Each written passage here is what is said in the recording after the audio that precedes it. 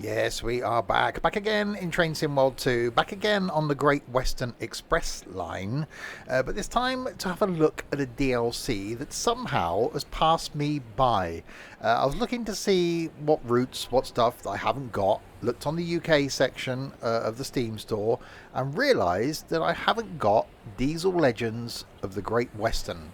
So purchased it, installed it, and what it gives you if you already own the Great Western Express, it gives you some extra locos, and it gives you some extra scenarios to use on the Great Western Express line. So you get a Class 52 in various versions, a 101, which is the thing with the gear changey, what's it? A Class 08 shunter, some Mark II coaches and Mark I coaches in BR blue and grey livery. So this time I'm going to go through a couple of the scenarios, go through the training on the new trains, because I won't remember how to drive them, and go through a couple of the scenarios. I might even do some shunting in this, because shunters are cool. If you're watching this on YouTube and you're new to my content, welcome indeed. This either going out on Random Sunday, a day of the week where I put first looks at new content, which it is to me, or it'll go out on Fun Friday. Other content now is something from Trains on a Wednesday, currently some OMSI on a Monday, and yes, some other stuff from me on those other days. There will be some links in the doobly-doo below, one to where you can purchase this DLC, providing you've already got the Great Western Express, one to the Twitch page where you can watch me live on Twitch doing all sorts of things like this, and one to the Discord server as well. So yes, we'll jump straight in. So we'll do the training first. So we've done some of the training. Hi Daz and hi Sean. We've done the training for the stuff that comes with the Great Western Express, but we'll go and do the training for the stuff that doesn't. So the Class 52, you've got the Class 101 and the Class 08. So we're going to do these three lots of trainings and then do some scenarios. So we'll start with the Class 52. I don't know why I haven't bought this before. I've never really looked at locos, but I think I might start looking at that because it does give you extra scenarios for routes that those locos are in. So I think that might be something that'd be quite cool to do going forward. Welcome to this Class 52 diesel hydraulic locomotive in British Rail blue livery. This brief introduction will go through the start, stop and passenger procedures. It's already cool because it's... Before getting started, some of the controls must be set in the rear cab, so head over and climb aboard. It's already cool because it's a blue era UK diesel, and that's what's not cool about that. Oh, that's some moving around that happened. Okay, so let's go down to the rear cab. To allow fuel to flow to the engines, the fuel transfer pump isolating switch must be set. Hang on, I haven't got in there yet. Oh my god, okay, this is tight in here, isn't it? Fuel transfer pump isolating switch. Normal. There are two engines in this locomotive and each one must be activated. Okay, engine start isolating on. A handbrake is located in each cab and they both need to be released before moving. Okay, handbrake.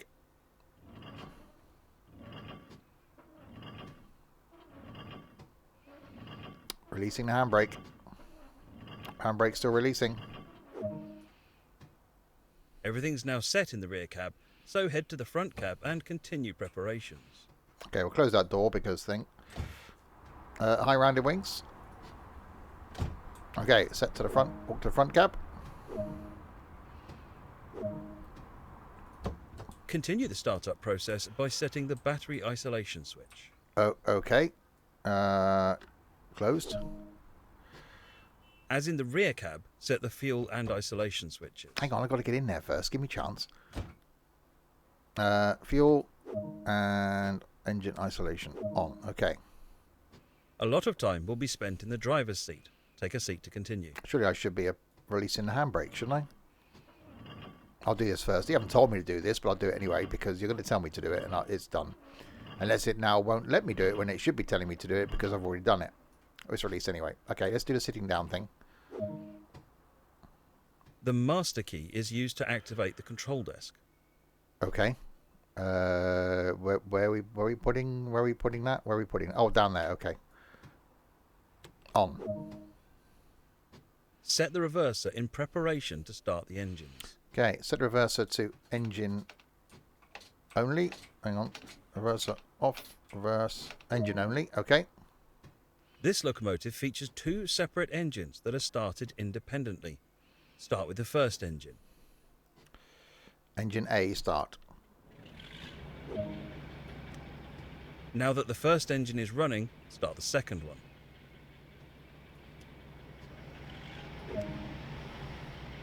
Headlights are important in letting others around know that a locomotive is operational. Why they're down here? That's a strange place to put a switch. Train classification lights to on. Instrument lights to on. Give a quick glance of the platform to ensure all is safe and then unlock the doors. Yep, all looks good to me.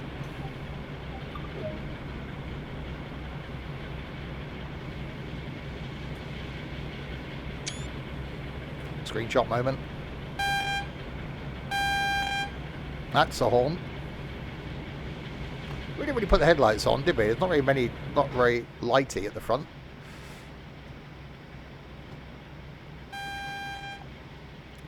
We got windows? Yeah, we've got windows. Let's open the windows then. A bit more of the dieselness in.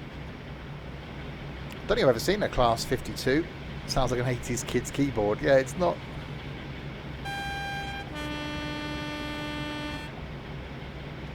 It's a very synthesized horn.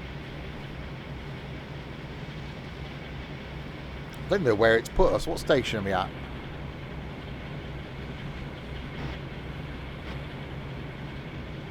Reading, it looks like.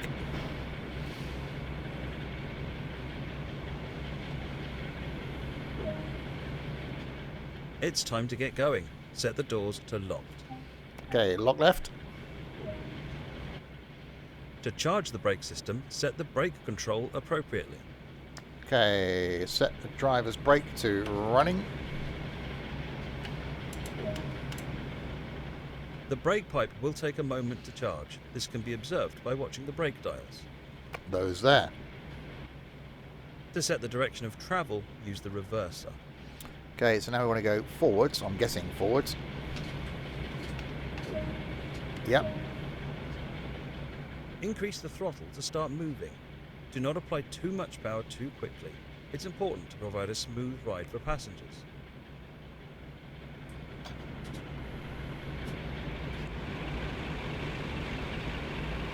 We're moving.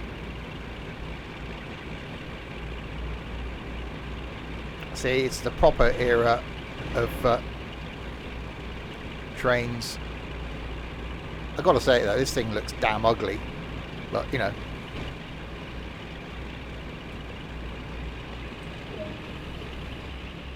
With the train now moving, it's possible to apply more power and focus can be diverted.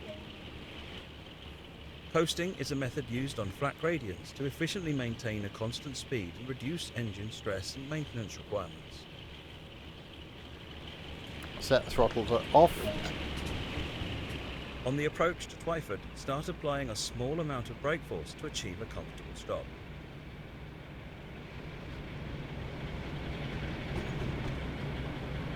Okay, it doesn't actually tell us where Twyford is.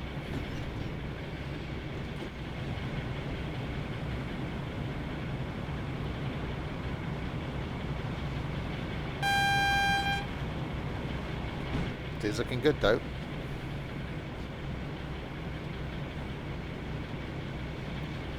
Okay, so when we approach Twyford, I'm guessing we can accelerate a bit now, can't we?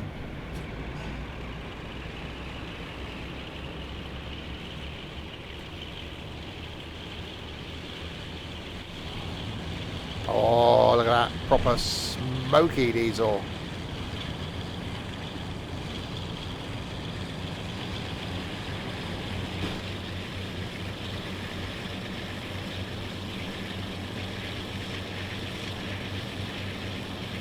$100-mile-an-hour limit.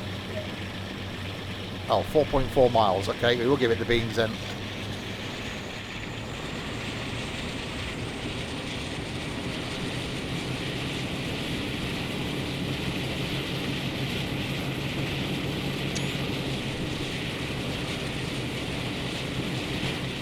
That's more like it.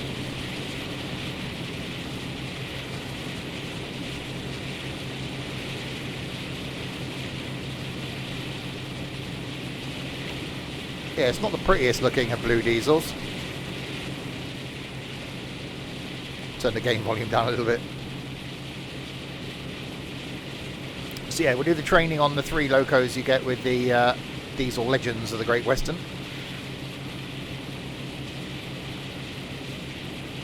And then we'll do some of the scenarios. One of which I don't normally like shunting, but one of which involves a shunter on a bit of a rescue mission.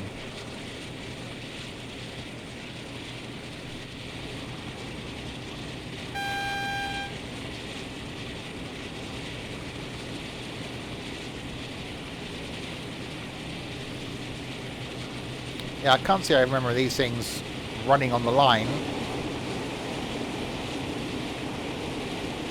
but obviously they did. It's not exactly the most rapid of trains, is it? Flat out doing 73. We got a 40 limit in 2 miles, and then got to try and stop at Twyford. That could be interesting.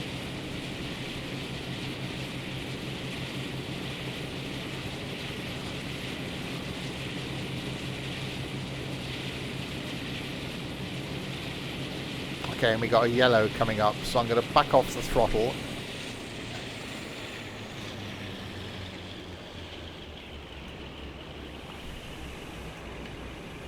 And give it some of the braking. Just to bring us down. Hi, Artful.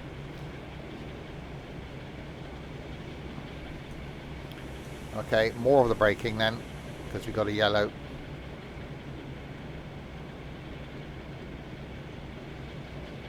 So another yellow.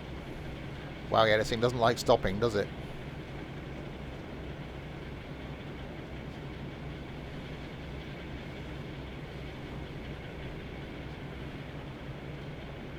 Yeah, that got stopped by the bot Artful because he used the word erotic.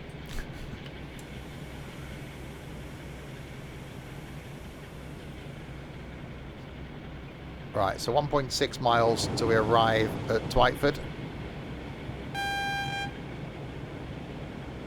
So we also get the Class 101 with this, and the Class 08, which is a little shunter.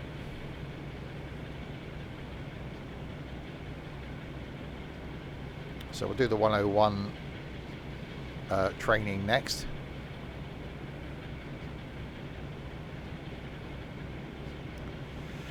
Yeah, I don't mind this. I've got to say the horn isn't to my... horn sounds a bit odd. Low seems okay. High seems a bit strange. Right, track change by the looks of things.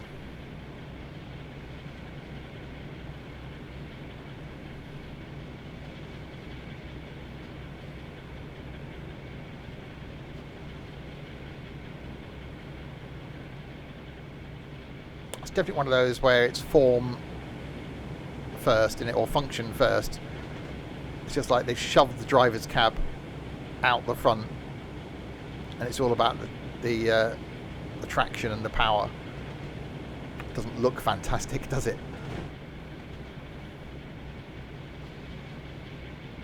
And as we just saw when trying to slow down, the brakes aren't great, so stopping could be interesting.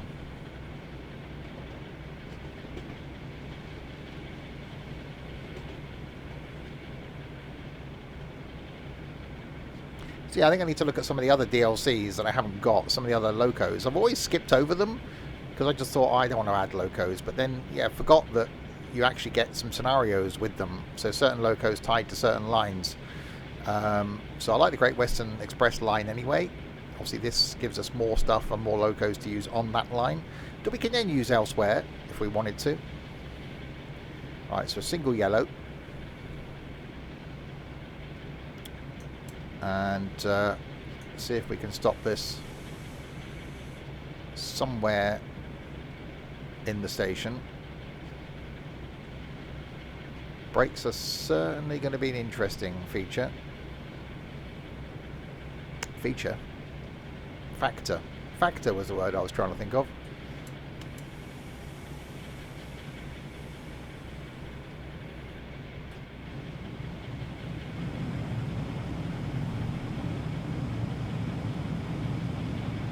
It's definitely smoky. We like a bit of smoky.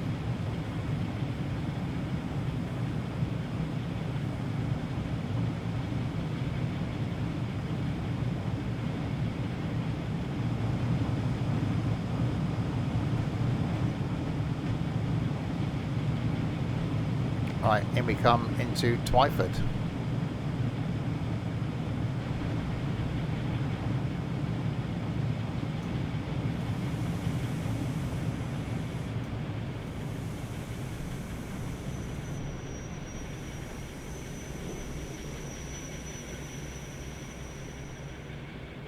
Stopped a little bit early. As before, unlock the doors to allow access to the train for any passengers wishing to board or alight.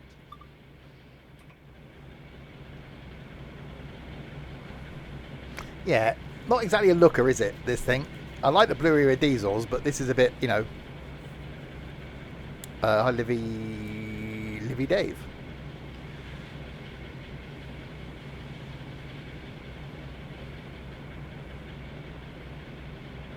So, yeah, so we've done this training. We'll do the training on the 101. We'll do the training on the Class 08. Then we'll do a couple of the scenarios. One does involve, I think, rescuing a broken down train in the shunter, I think. So that could be quite cool to do. And there's an hour-long run in, I think, this. Which, with the whole braking thing, is going to be interesting.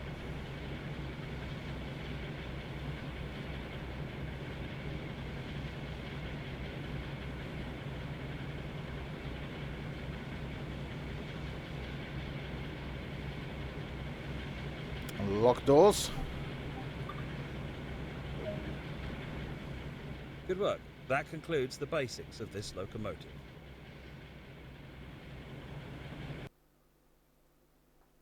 Right, so that training is done. Let's go back to the next lot of training then. So the 43, in case you just joined, we're looking at the Diesel Legends of the Great Western DLC, which adds extra trains and scenarios onto the Great Western Express DLC, if you already have it. So the 43s, 166 and 66 come as part of the standard Great Western Express. This adds the 52, the 101 and the 08, plus some scenarios that we'll come to. So we've just done the training on the 52. We now do the training on the 101, which is the one we got to change gear. Which comes on one of the northern ones. Welcome to this Class 101 3-car diesel mechanical multiple unit in British Rail blue and grey livery. This brief introduction will cover startup, stopping and passenger operations. Before getting started, some of the controls must be set in the rear cab. Head over and climb aboard. Okay, so we've got to go to the rear cab. Red lights are used to signify that this is the rear of the operational train. No. Oh, we've got to set them to red. But I say there aren't any red lights telling me. Okay, we'll set it to... okay. Hang on, I better sit down for this. I can't. Right. Right marker light. Red. Left marker light. Red. Okay. While the brakes in the lead vehicle hold the train, set this brake as indicated. Okay, set it to release. Okay. Everything's now set up, so head to the front of the train to continue preparations. I've closed the door, so we've now put the red lights on the back. Walk to the door. Where are we? What station are we at here? Doesn't tell us. We're at an anonymous station. A station with no name.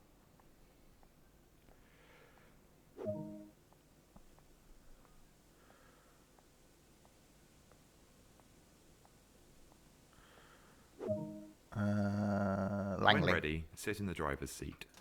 Okay, I'll sit in the... I've got to climb up into it first and shut the door. Thank you. Bit crowded, isn't it? Okay. The control circuit key is used to activate the driver's desk. Is it? Oh, over there. Well, why have I sat down? It's all over there. Okay. White lights will indicate to anyone around that this is the front of the operational train. Okay, so set that to white and set that to white. Set the throttle to full. Okay. Hold the engine. This train features 2 engines in each driving vehicle. Start the engines in this vehicle.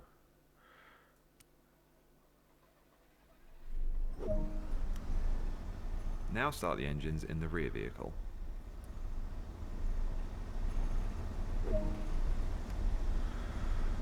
Set the throttle to idle.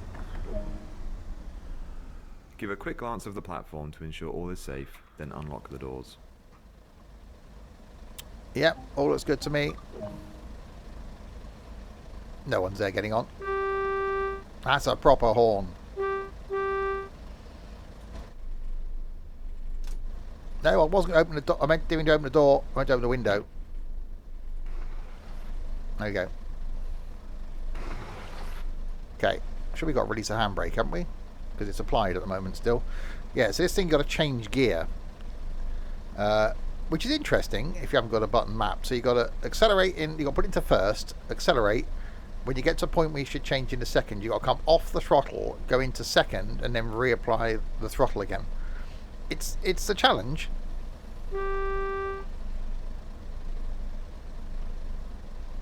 But obviously, if you're doing it with 2 hands, you just go back with that one, forward with that one, forward with that one, so you get used to it. But trying to do it unless you've got a button, if I had a control mapped to gear selector, then it'd be easier. But yeah, I don't do things like that. Right, locking doors. Now use the reverser to set the direction of travel. Okay, so reverser into forward. It's time to move. Set the handbrake as indicated.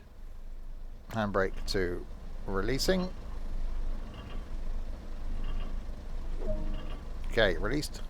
This train features a gear system similar to cars on the road.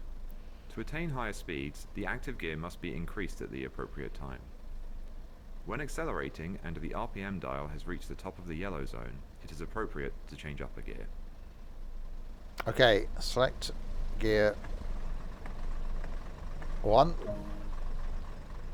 The brakes on this train act like a water tap. The higher the setting, the faster the train will stop. Open the valve to select the desired pressure, then close it again to maintain that pressure. Okay.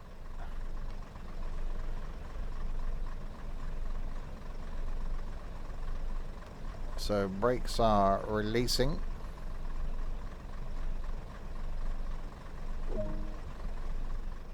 Increase the throttle to start moving. Do not apply too much power too quickly. We're already. It's important to provide a smooth ride for passengers. We're already rolling.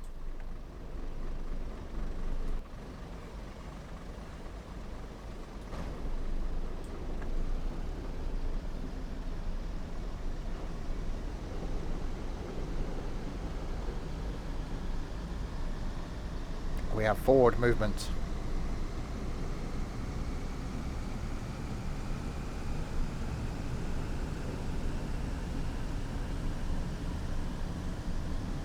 And 2 yellows.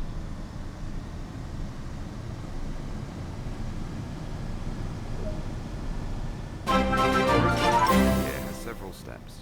Set the throttle to idle and allow the engine RPM to reduce below the yellow zone. Engage the new gear, then return to the desired throttle application. Let's try. Observe that the train now has the ability to accelerate to a higher speed. When the RPM dial reaches the top of the yellow zone, repeat the gear change process to continue accelerating. Pacer, thank you very much for that. That is almost a week, Pacer.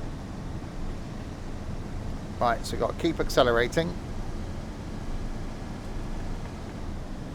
Then off with that.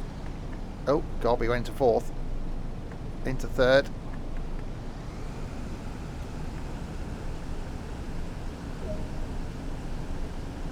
Set the throttle to idle. There's a short distance between here and the next stop, so be sure to manage the train and prevent overspeeding. Well, we've got a yellow light, so something's going to happen up there. To cruise at a constant speed, the highest gear should be engaged. This reduces the speed the engine operates at and is fuel efficient. I don't care about fuel efficiency, but okay, I'll do what you tell me.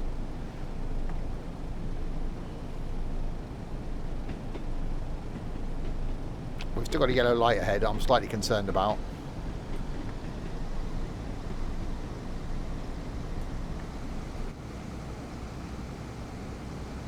Oh, it's very smoky.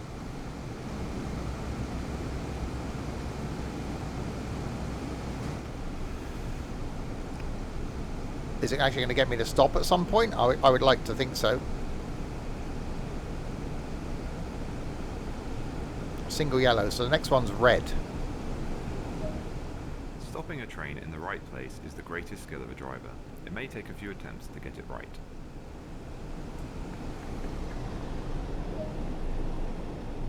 The brake control on this train opens a vacuum, releasing pressure holding the brakes off the wheels. To maintain a specific pressure, close this valve by setting the handle to the lapped position. A few attempts. Yeah, exactly. Aim to be doing no more than 15 miles per hour when the train reaches the platform. Then come to a stop anywhere alongside. I'd be lucky if I stopped anywhere near the platform.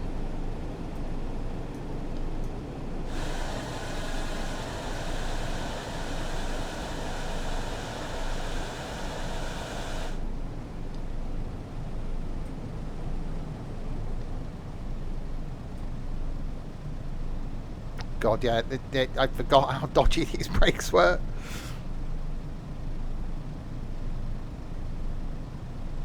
Well, 16 miles an hour has entered. That's not bad. That's not bad.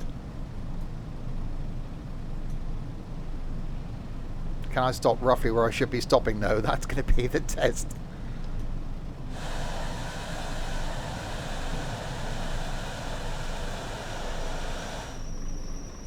Okay, a little bit short. That's close enough.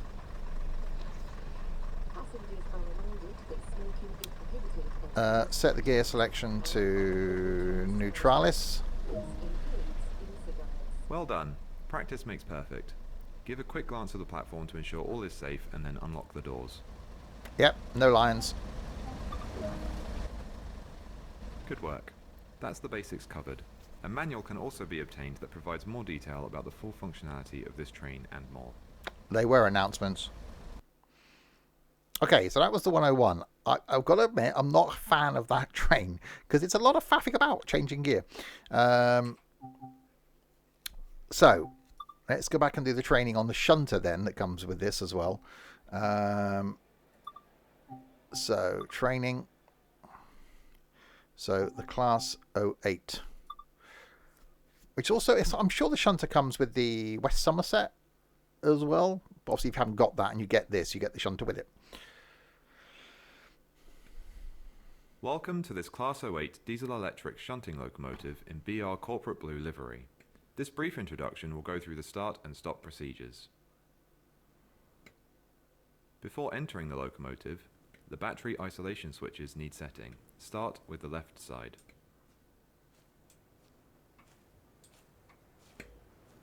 Okay. That's a flap.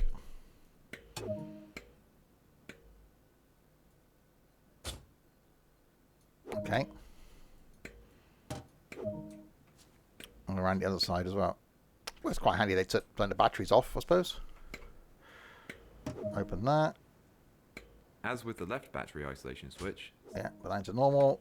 Close the door. Okay. Battery is now connected. active lights are important to let others around know this locomotive is operational. Oh, that was a change of view. Okay. I'll climb up in there then, shall I? There we go. Lighty things. Marker lights to on. And that side. Okay, instrument lights on.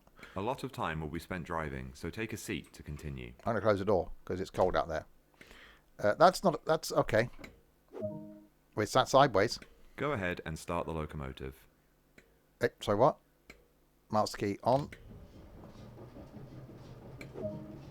Now that the engine is running, the master switch needs to be set. Master switch to on. Oh. The main reservoir will take a moment to charge. This can be observed by watching the brake dials. Can it? Okay. To ensure that nothing moves while preparations continue, adjust the locomotive brake accordingly. Set the brake to... Oh, loco brake. Hang on, I was playing with the other one. Emergency. Okay. The locomotive brake is holding the train, so the rest of the brakes can be released. Okay, we'll swing the handbrake round and put it into the releasey thing. There we go. Set the train brake to running. That's in my one. There's this one. Running. The reverser is used to set the direction of travel. Forward. It's time to move. Set the locomotive brake as indicated. To release. Increase the throttle to start moving. Do not apply too much power to...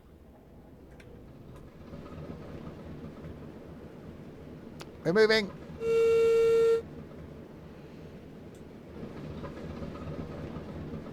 Slowly.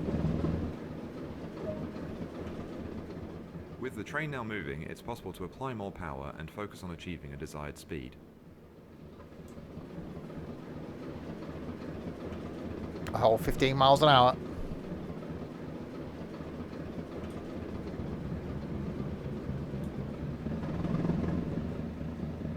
Oh, that sounds good. Coasting is a method used to efficiently maintain a constant speed and reduce engine stress and maintenance requirements. Make use of the brakes and throttle controls to manage the train and prevent overspeeding. I remember having one of these on a model railway as a kid. I just thought, because the way that the axle, the thingy that links the wheels, the thingy goes around is just so cool.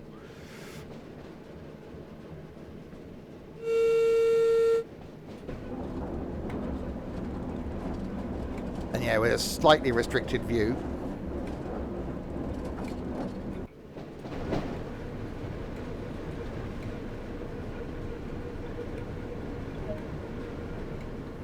Approaching the stop marker, apply a small amount of brake force to achieve a comfortable stop.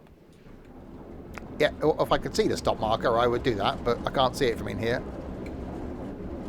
Oh, by the side of the river. Canal. Thingy.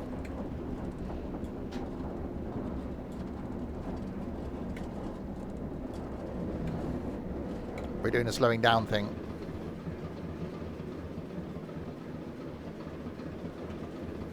So yeah, this is the last of the training that you get with the additional locos for the line. So we'll jump in and do a couple of the scenarios after this.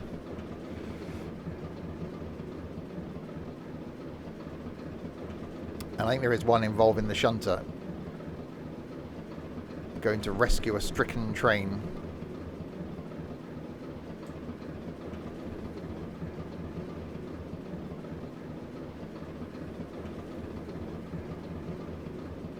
It's the only thing with a shunter in it. This sort of speed just seems like going any quicker than this seems a bit wrong. It's like, yep, 9-10 miles an hour. That's fast enough. We don't want to be going any faster than that. Thank you very much. Okay, we'll throttle off. We'll see if we can stop down there. This, by the way, not my normal train sim day because it's a bank holiday Monday doing an extra stream. There will be trains back on Wednesday and again next Saturday.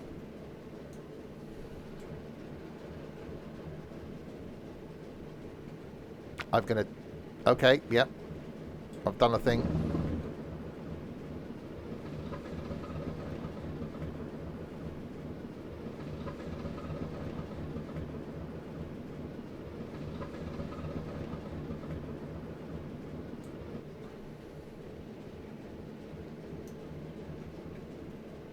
There we go.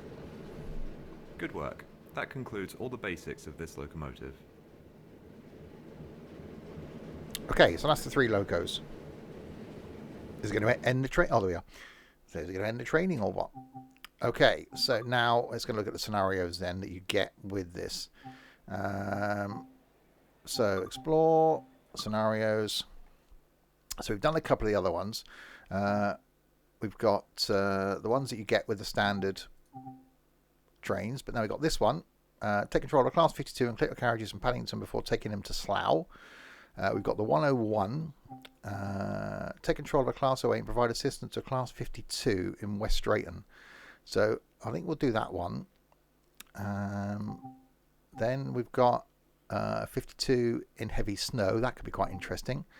And then the 101. So I think we'll do the rescue one. We'll maybe do the pickup line one, and then see if we can do something in the 101, so we get to use all 3 trains. We'll start with the shunter one then, and do that, and see what it gets us to do in the shunter.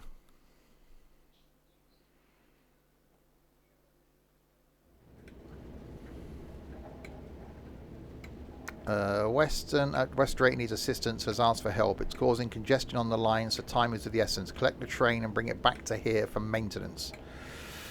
Okay, so I'm guessing we are good to go. Reverser into forward. Set the train brake to running. You're not here. Apply power. Okay. So stop in 3 miles.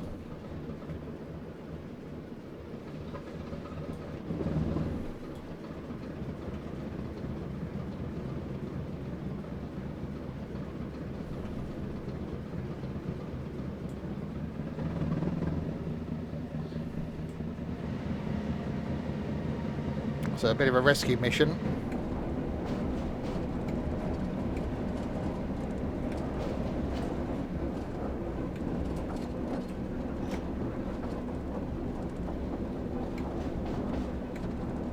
So 15 mile an hour top speed. Has this thing actually got a wiper?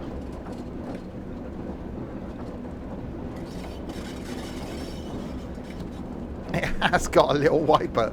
Oh, it's so cute.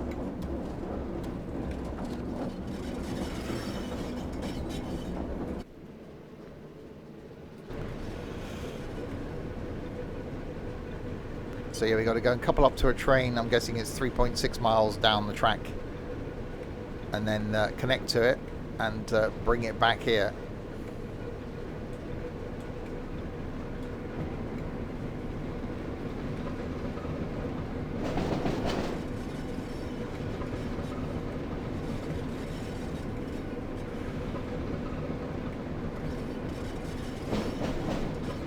So we got a 125 limit coming up.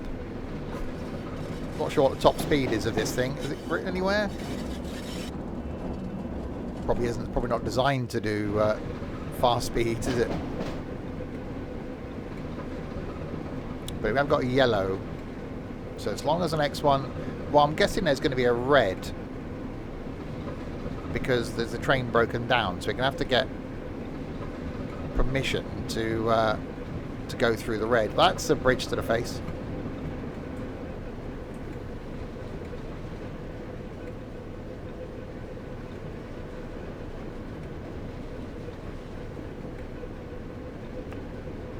So we'll see what happens with the next yellow.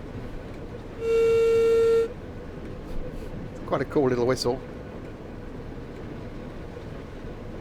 So yeah, we'll do this one. We'll do the class 52, and then we'll finish off with the 101. So about 2 hours worth of scenarios.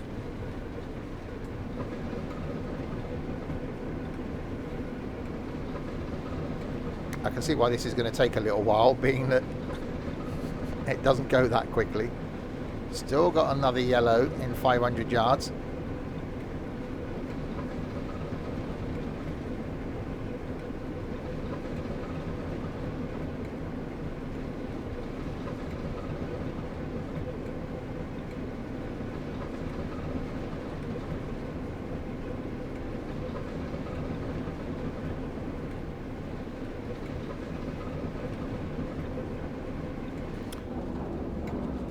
I have noticed.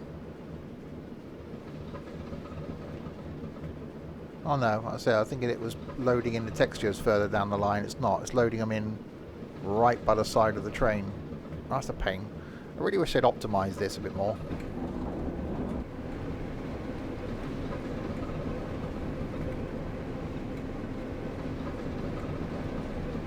Alright, 120 yards to that yellow.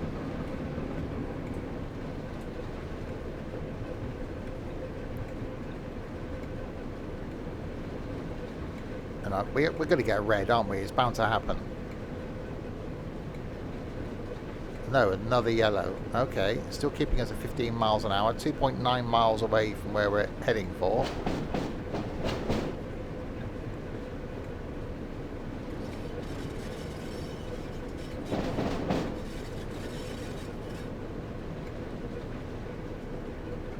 I wonder if we'll see any other traffic on the main line. I imagine it's...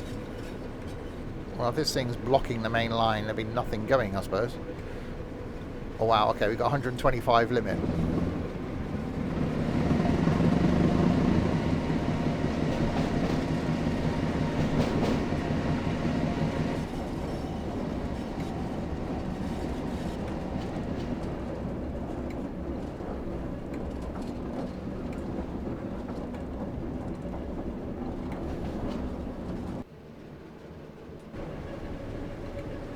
Oh, rocking along at 20 now.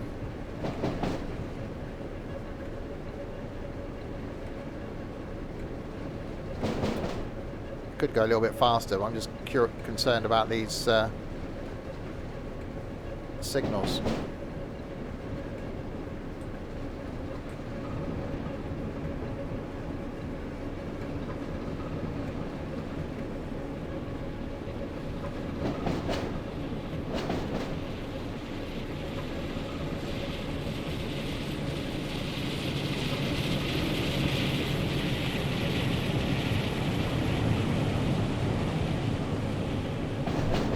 Okay, that sounded pretty good.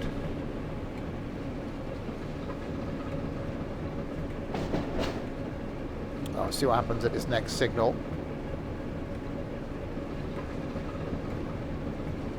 Whether it stays a yellow.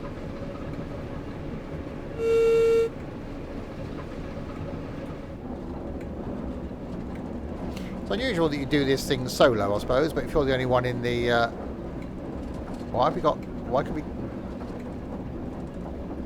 Oh, we can put the tail lamps out. Okay.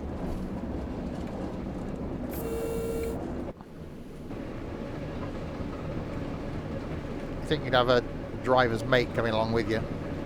Just want to hold your bacon sandwich. Right, we've got a green. Okay.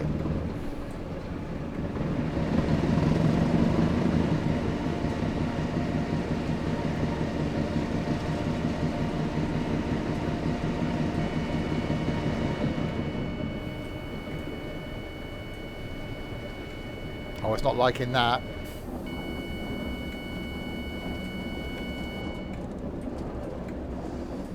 It was beeping at me. It didn't like going above 20. Like, no, not doing that. 20 it is then.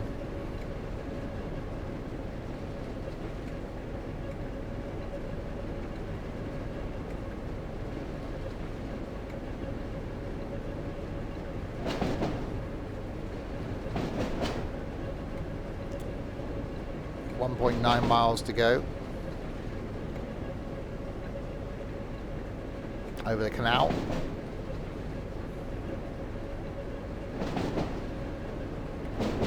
We've seen one other train. That's going to be a ow thing to the face.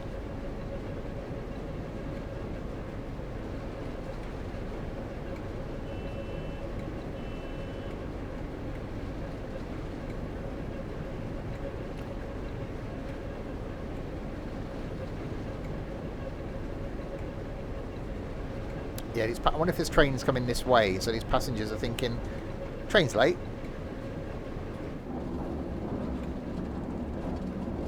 It's like when you're held up in roadworks, isn't it, and you see an ambulance come down, or not roadworks, you know, congestion on a motorway, and you see an ambulance come down, you're like, oh, feel sorry for the people that are involved, hopefully they're okay, but it's like, oh crap, I'm going to be here a while then, aren't I? Must be like that, isn't it? Your train hasn't arrived yet, and you see a rescue shunter go past. It's like, uh-oh.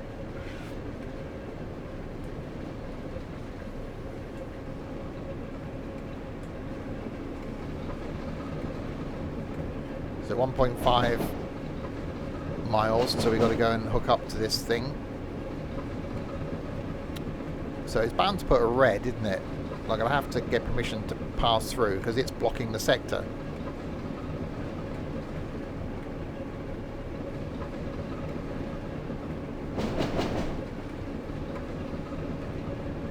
Dying person versus dying train. Exactly. They're both similar.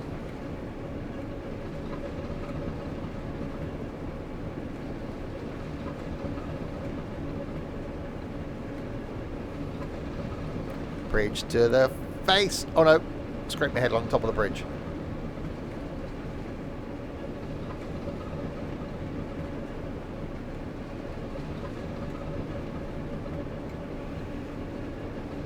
Right, so we've got a yellow coming up here, or double yellows. A mile till we have to stop.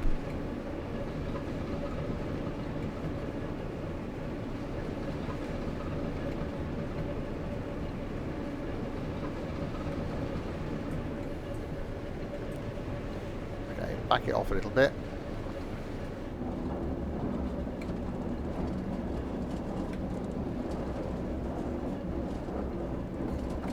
You'd think they put, you know, its main direction of travel being like this way, wouldn't you? So it'd pull rather than, you know, which I know it can, but it just does seem the controls are a bit like awkward. You're sat on a little stool, sort of sat sideways. You're going to crick your neck.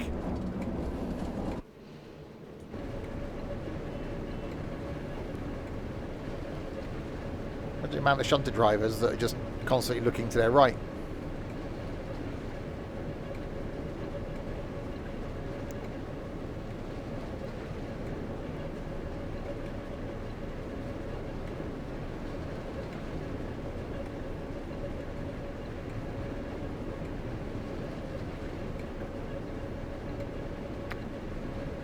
Right, 0.7 of a mile to go, single yellow, so the next one really should be a red if we've got a train in the way. Yeah, it is, okay.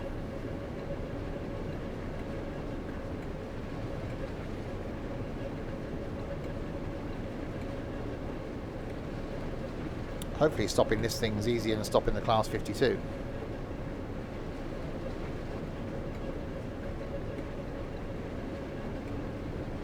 Hopefully.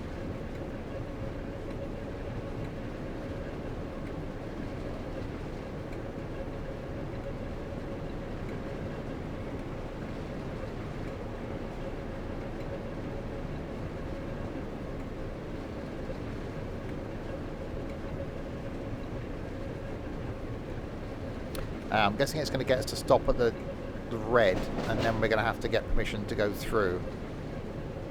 It's not just going to let us just hoon through the light, is it?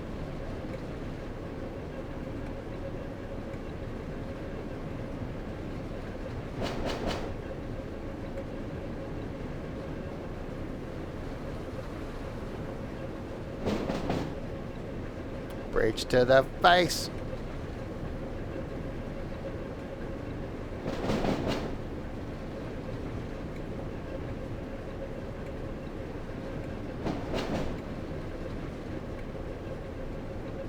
Right, our stop point is up here.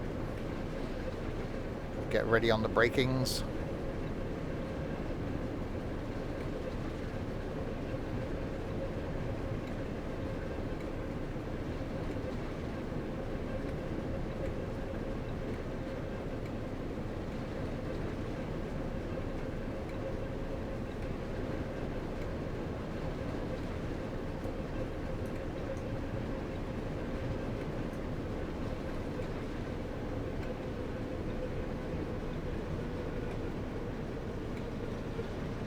Slowing it down.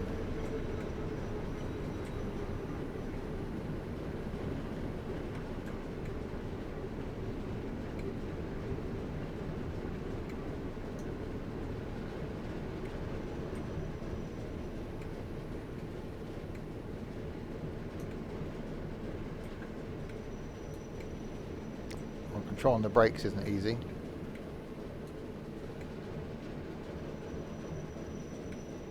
That's not bad.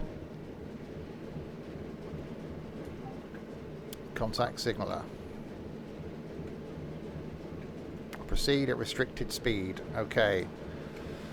So brakes on running.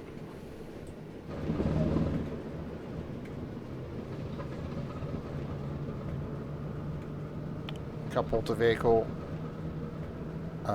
Train. Yeah, the trainy thing. Couple to that.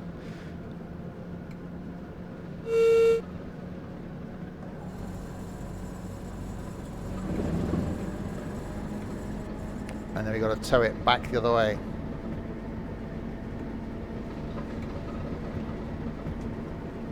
It does look cool.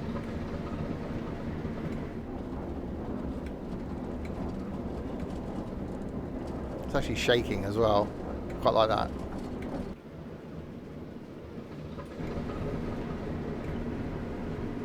Right, so our broken down train is up here. We've got to go and connect to.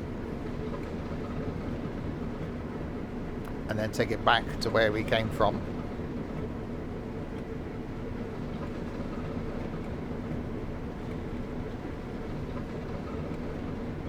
Oh, another train heading our way.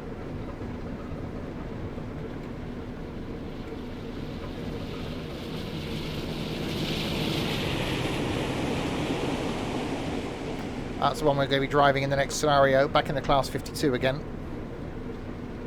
with a strange horn.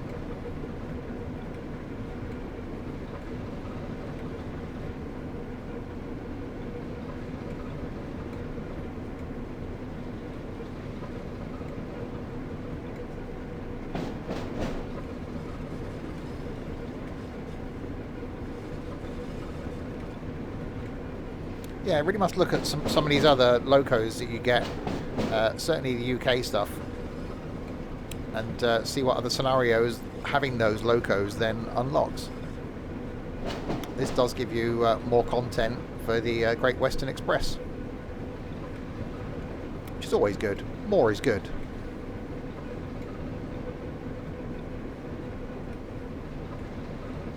Bridge to the face. Okay, see our train down there. Conveniently, it seems to have broken down in a station.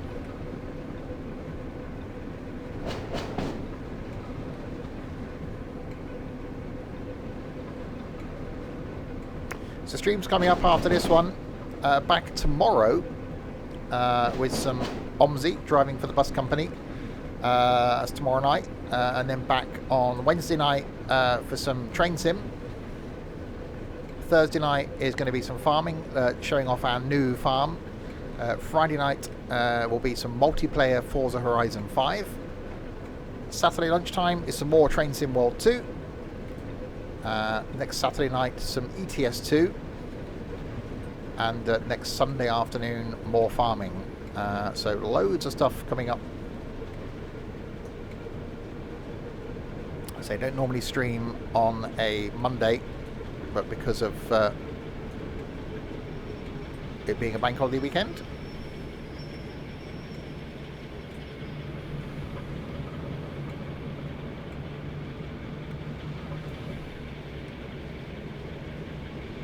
Okay, so you've got to connect to that.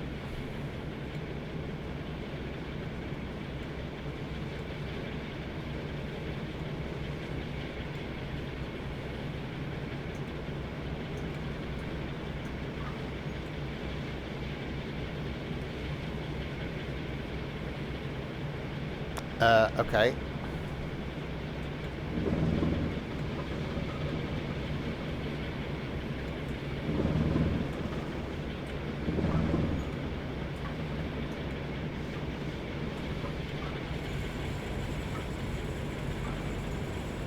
Okay, so I'm guessing I've got to go out and do the connection thing now.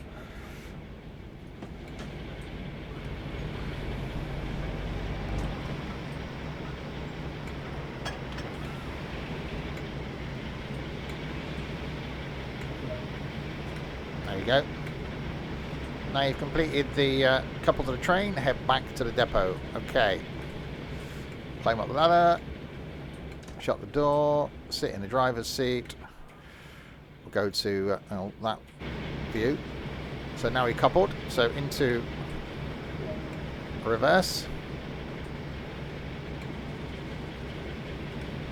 Brake off. So now we've got to pull the train.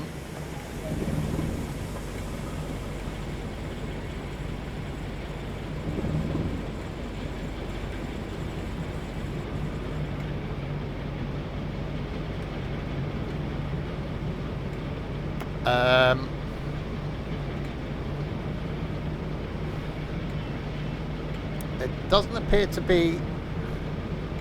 Oh, yes, there is. Wow, okay. That's taking a fair bit of... Oh, we had some wheel slip there.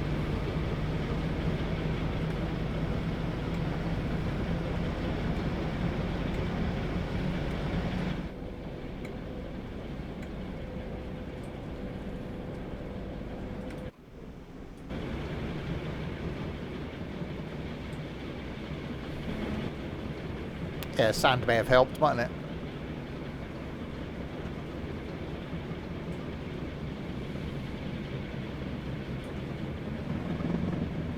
Apply a bit more power.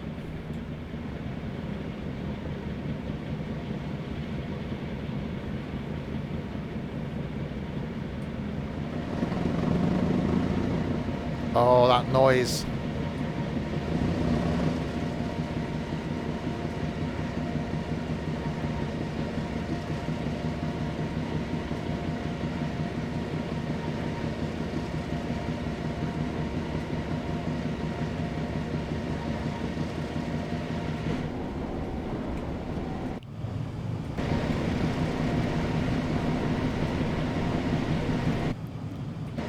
So cool.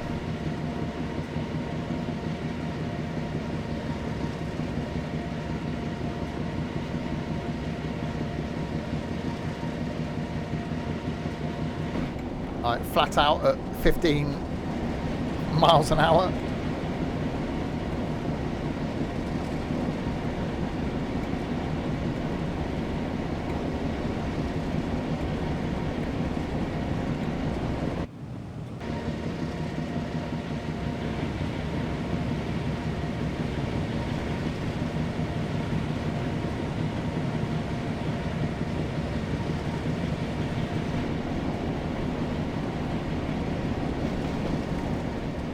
Turn the gain volume down a little bit. That's a bit deafening. Yeah, stopping this thing when we actually get to the place in 4 miles is going to be interesting. That's a lot of weight behind to stop.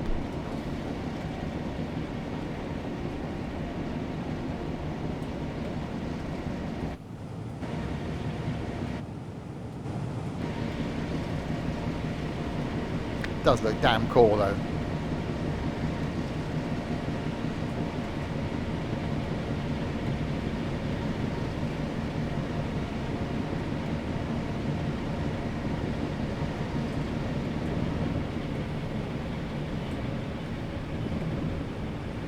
Okay, back off the power a little bit just so we can maintain this 20.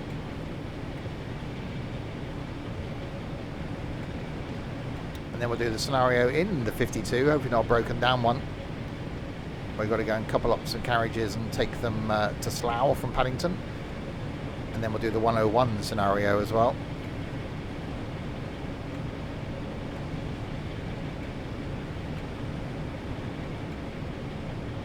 So track change coming up. This is really cool. So it's only by chance I looked this morning to see if there was any routes for the UK for Train Sim World 2 that I didn't have. And I thought, let's have a look at the locos. Saw the diesel legends and thought, well, diesel. And yeah, it gives you more locos for the Great Western Express route and more scenarios. And there's a journey mode featuring over 24 hours of activities to master. That's a lot of activities. Just imagine there's juggling in there, a bit of origami, ventriloquism, you know, those sorts of activities.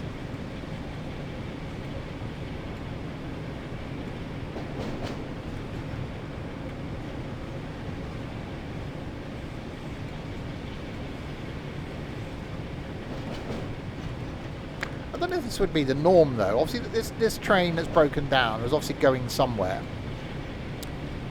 Surely they would have uncoupled they would have left the carriages, uncoupled the loco, and then changed the loco. And then the carriages would have carried on. To bring the whole lot, Obviously, from a scenario point of view, it's better to pull the whole train than it is to just to pull the engine, but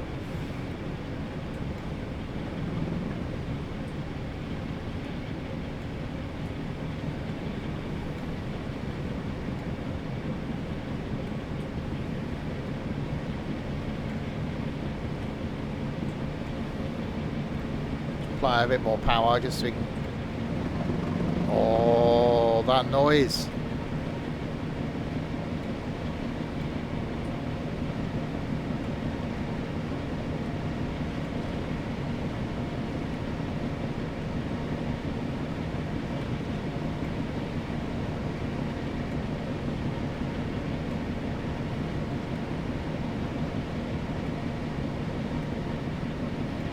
Yeah, I'm definitely a fan of diesels rather than electrics. And this seems logical now, facing this way going down a track rather than, you know, looking back there. Although it's a cool view.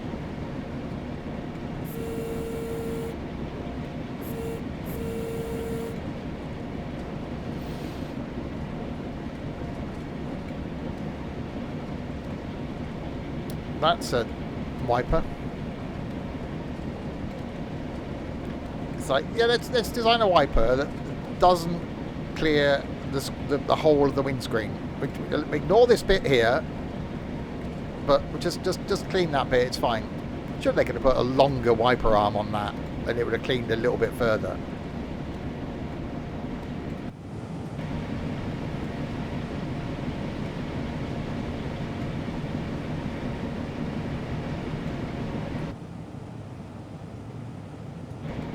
Right, 2.7 miles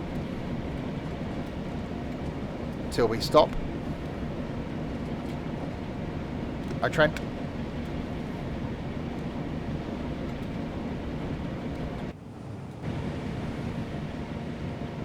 How is one? One is good. Oh, this is so cool.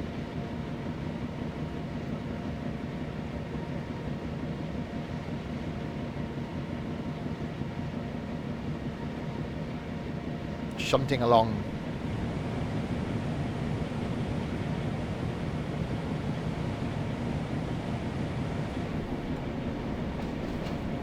Oh no, we got a 50-mile-an-hour speed limit in 1.3 miles. How are we going to cope with that? We'll have to slow down.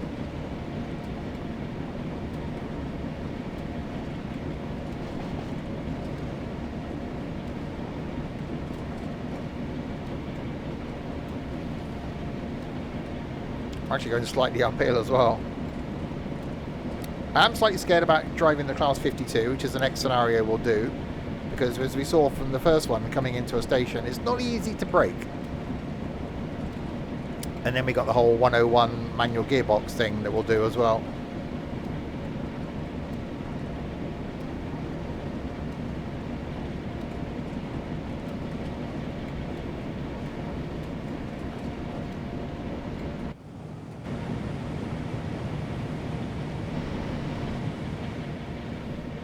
So 2 miles to go until we've got to bring this thing to a stop. We've got no lights on the front.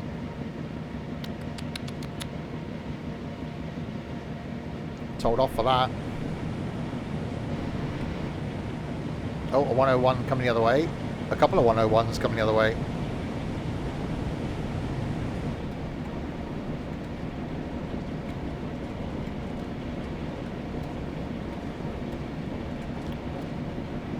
And we got a yellow. Let's back off the throttle a little bit now because we're on a level.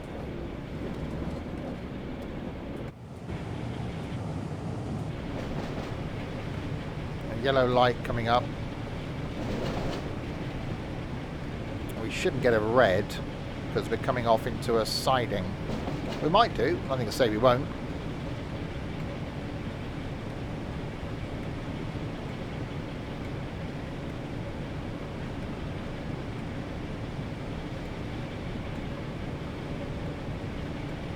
Yeah, I'm liking this. It wasn't that expensive as well. $14.99. Obviously, you need to have Train Sim World 2, and you need to have the Great Western Express. But then you can use these on other lines as well.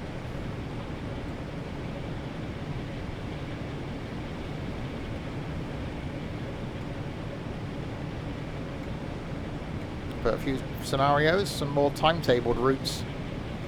It'll add in a separate timetable. Oh, yeah. Bullet King, thank you very, very much for the follow. Welcome to the madness. Welcome to the community.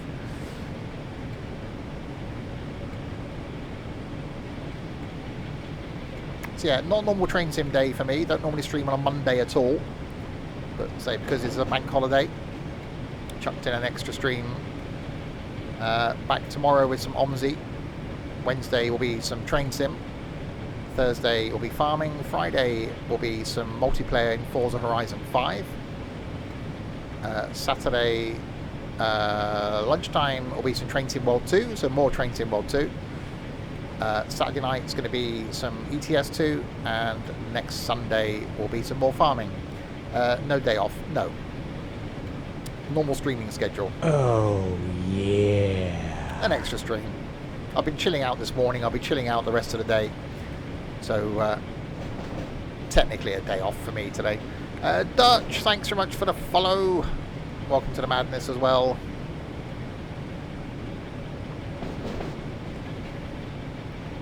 So we've got a yellow in 3/4 of a mile. And we got a stop in 1.1.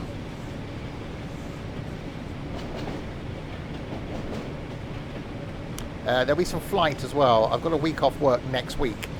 I've got the new BAE 146 to review, so I will be doing a flight in that next week. So keep an eye out for that one.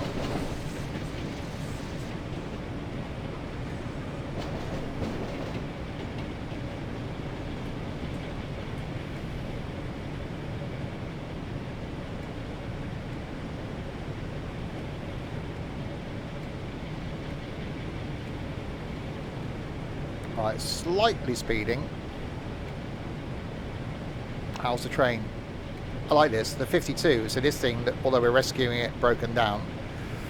Yeah, it's the Great Western Express. This is an add-on for the Great Western Express called Diesel Legends, or Diesel Legends of the Great Western. So it gives you the Class 52, that, the Class 08 and the 101. Extra scenarios and some extra timetable routes if you already own the Great Western Express.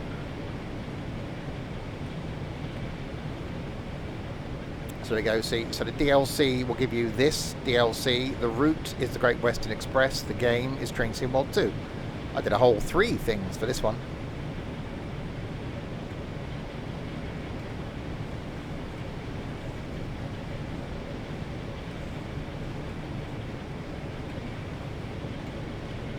Right, so we've got to stop in 900 yards, and then we'll do the line run in the Class 52.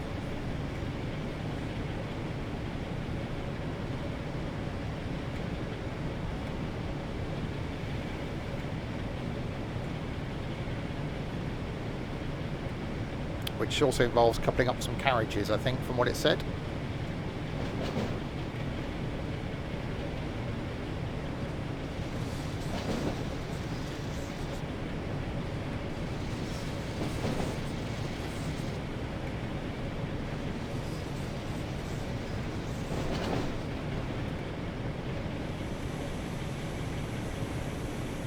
Alright, let's bring the speed down.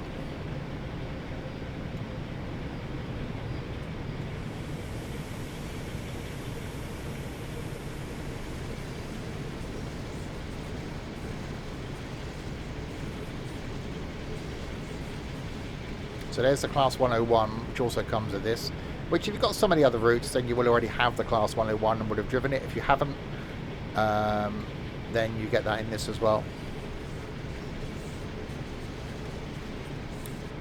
Yeah, there's training modes and 5 scenarios available.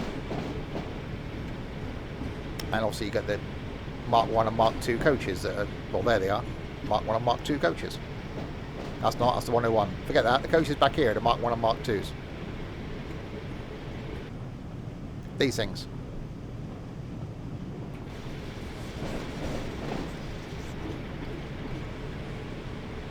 Right, stop this down here, and then we'll do a passenger run.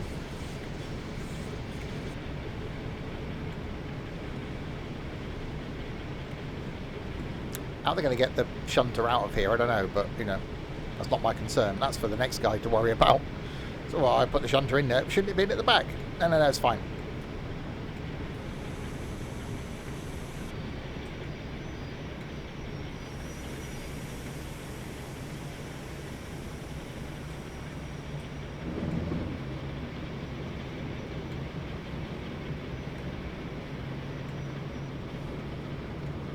Nearly came to a stop. It would have been an interesting restart then, because we had wheel slip when we first started to move this thing.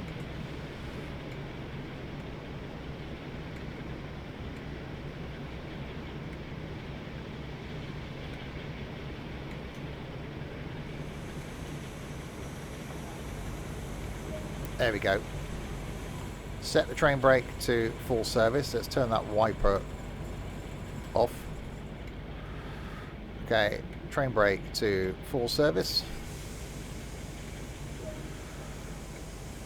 Set the reverser to off. Yes, got London Commuter. Master key to off. Did that recently, actually. Oh, hang on. Great work. The rolling stock technicians will take it from here. Awesome. Yeah, I did London Commuter recently using the wrong trains. Used the 166 on it. I used the 1938 underground stock as well, didn't I? Something like that. That's going to go out on YouTube soon. Okay, so that was that one. Let's go back and do the one in the class 52 then. So scenarios. So that one. No, these are the ones that come with the. It was that one then. Traffic. No, that's the 101. Pickup line. There it is. Take control of class 52 and click your carriages from Paddington before taking them to Slough. So that's the one we're going to do now, which is an hour.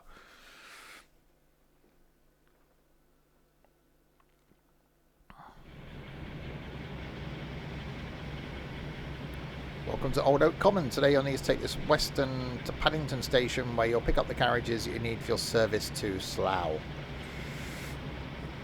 Okay, sit in the driver's seat. It's probably a good place to start. I'll just climb up there first, so I can't sit in the driver's seat from down here, can I?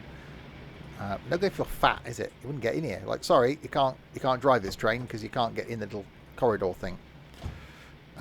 Okay. Sit in the driver's seat. Set the master key to on. Master key is on. I'm going to open the windows first. I won't know. So let me open the windows. There we go.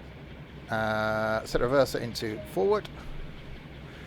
Set the train brake to running.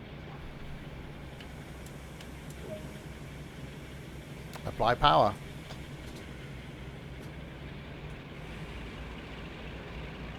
Oh, that's proper smoky, isn't it? It's got a strange little horn, though.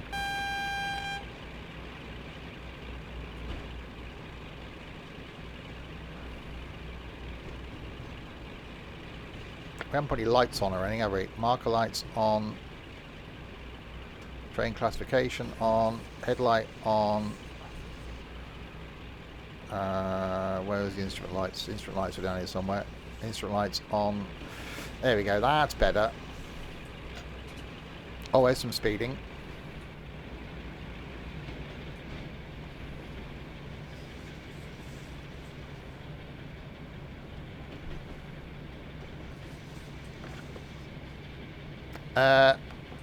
There's an AWS switch.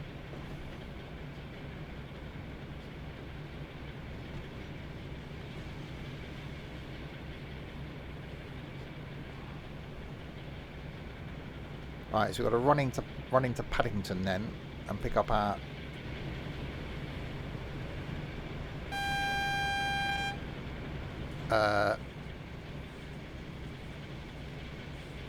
carriages. That's what I was trying to think of. Why can't I think of the word carriages? Yeah, the horn's a bit weird.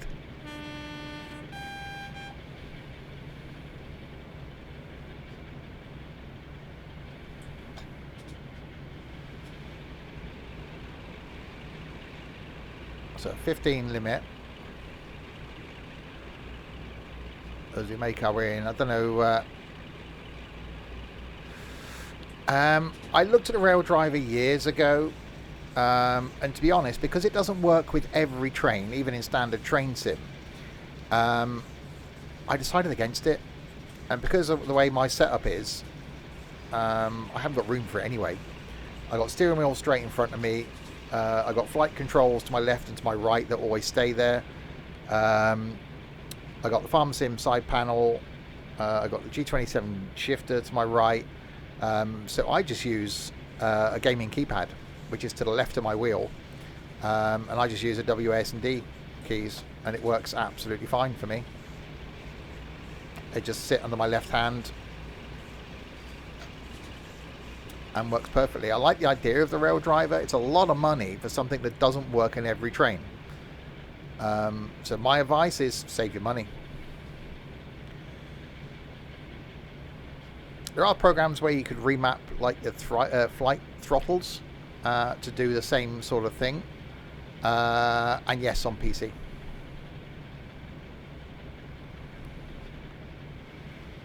Oh, we can speed up a bit now, can't we? Alright, stop in 1.6 miles.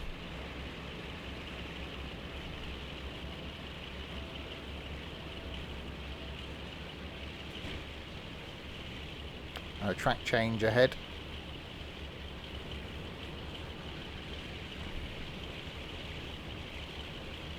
So we got a couple up to a train in Paddington and take it back to Slough. Hopefully doing a few stops along the way.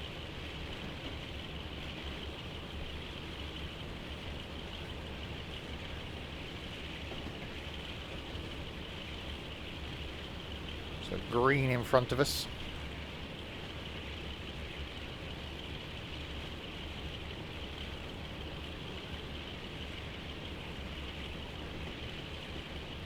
So I'm not going to go too rapid.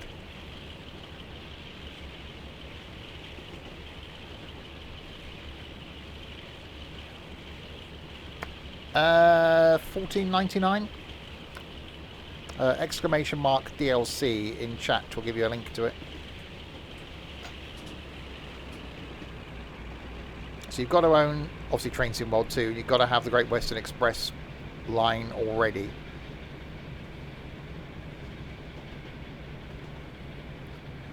Right, another track change coming up.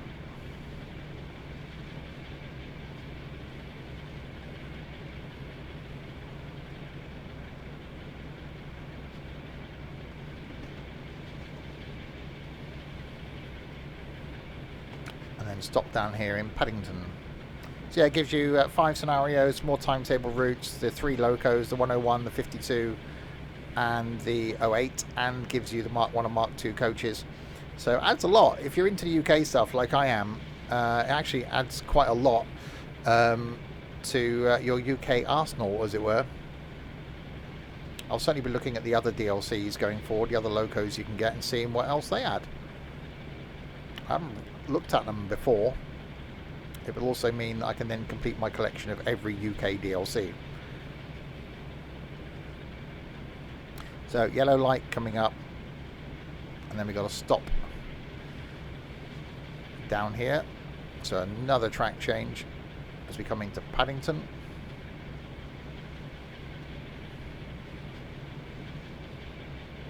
So red coming up in 600 yards. We got to stop in 500 yards, so that's convenient.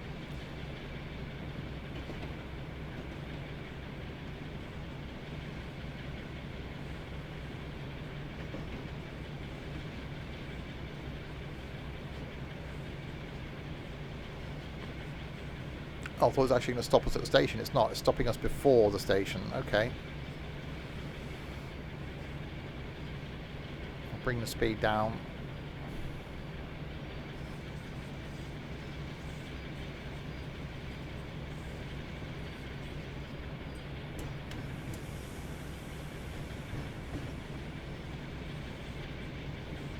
And stop it up here just in front of the red, hopefully. Don't really want to be failing.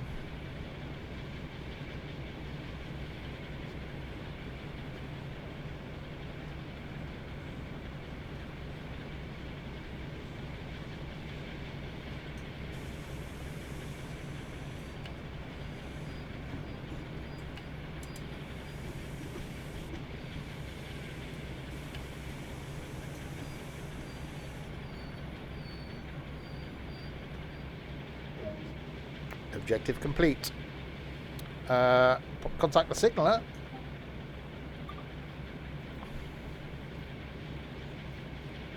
Couple of carriages ahead. Once done, you need to decouple the other locomotive. Oh, okay. So got a couple of carriages and... Oh, okay. Right, break off then.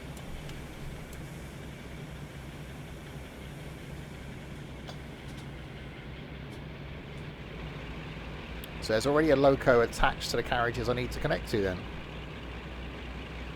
This thing's not the most handsome of trains, is it? It's very just flat at the front.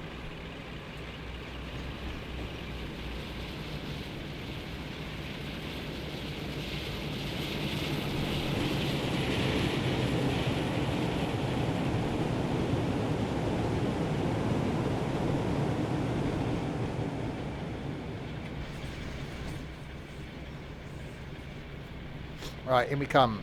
Connect to the carriages at Paddington.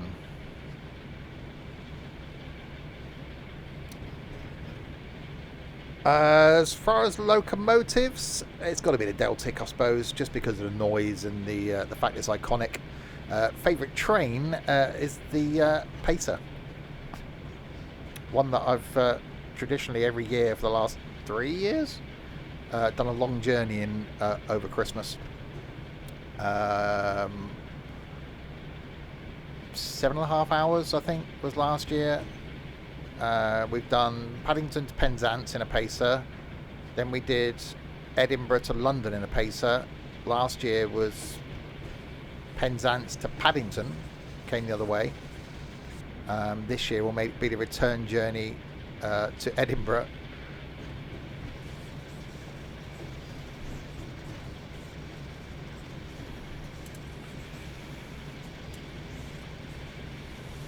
Okay, so connect to these.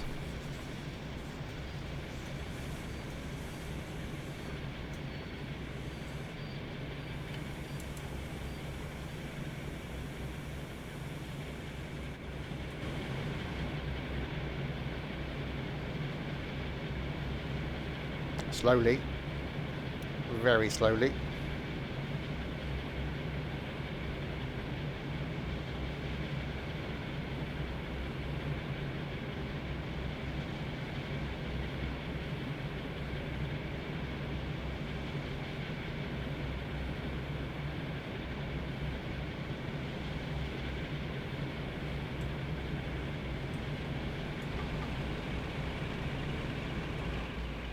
Okay, so while the power's on, we'll apply the brakes and then throttle off. Then get out of here if we can.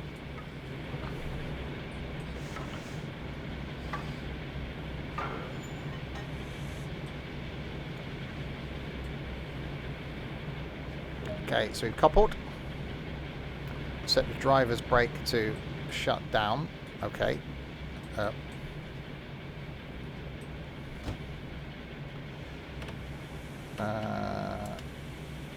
Shut down. Where was that? Oh, shut down. Okay. Set the reverser to off. I better sit down for that, haven't I? Set the master key to off.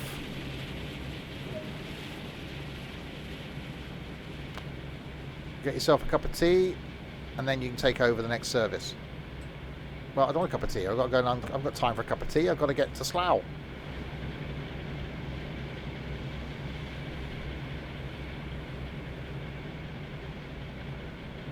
Right, so got to walk up here.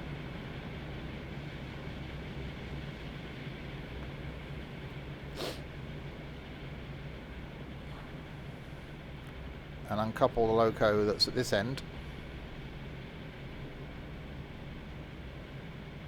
I think you'd employ someone to do this, really, wouldn't you?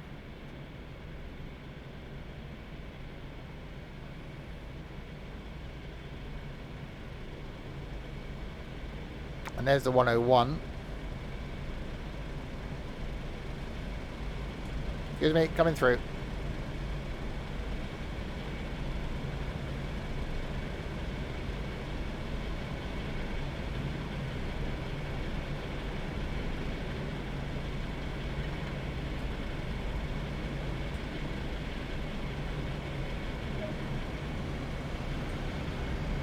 Okay, sit in the driver's seat. So the 101's on its way out.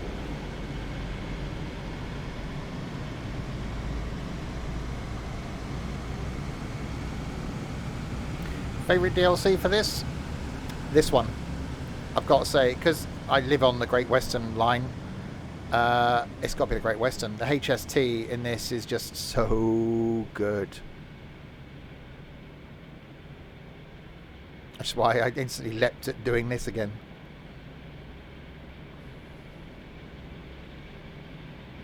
I quite like London Commuter's quite good. I think next Saturday going to be doing the Cornish one. I haven't done that in a while. Right, so we've got to shut this door because leaving it open is just wrong. But normal train sim on Wednesday. Okay, close that, open that. We'll open the window so we can hear the noise. TfL Rail will be interesting. I think more London stuff be interesting. I personally want to see more from Reading. I'd like to see Reading to Bristol added because it would then come through my hometown of Swindon. Set the reverser to forward. Set the driver brake to running.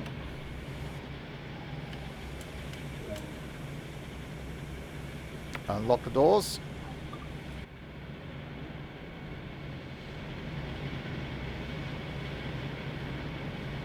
Alright, passengers getting off. So they've been sat there the whole time while I've been changing trains. They're just like, no, you're not getting out. You're going to stay in there until the new loco arrives and the drivers faffed about and connected it up.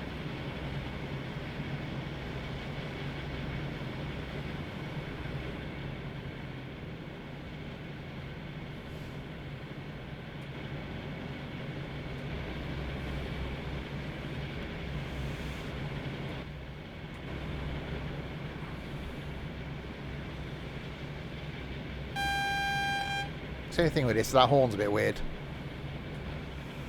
Oh, I've got to put my lighty things on, haven't I? Marker light on, train classification on, headlight on.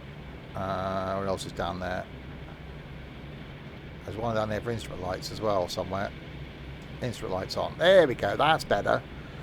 Oh, lock the doors.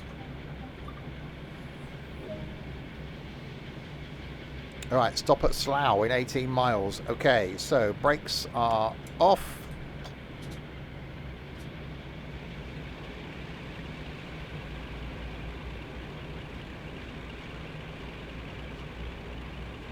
So it's stop at Slough. Oh, is that it? That's all we're doing is going to Slough. Okay.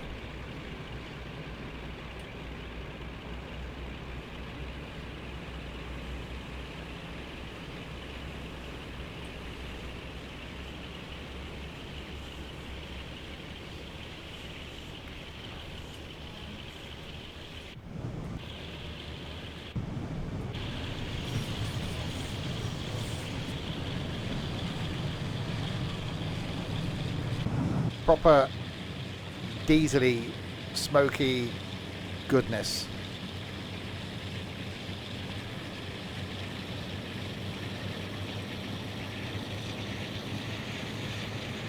Oh yeah.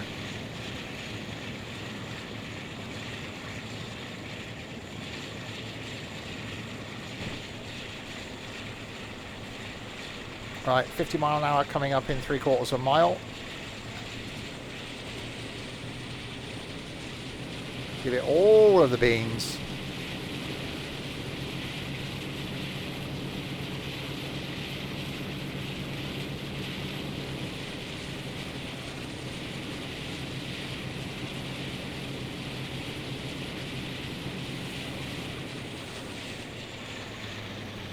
And then less of the beans. None of the beans. Just none of them. Until we break through the speed limit change.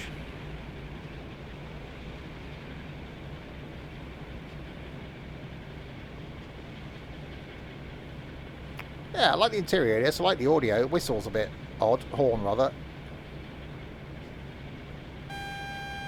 High horn's a bit strange. Low one's fine. We do like the horn. Not necessarily the high one.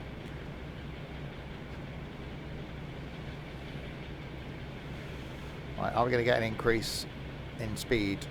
Right, in it's under a mile. We're going to go... they do sound a bit like that. Also, it's right.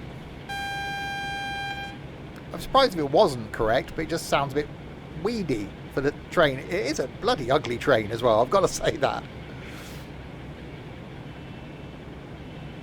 Oh, we can speed up a bit now. But yeah, definitely a good addition to the DLC. If you've already got the Great Western Express and you've done everything on it, I'd definitely say it's a great addition for it.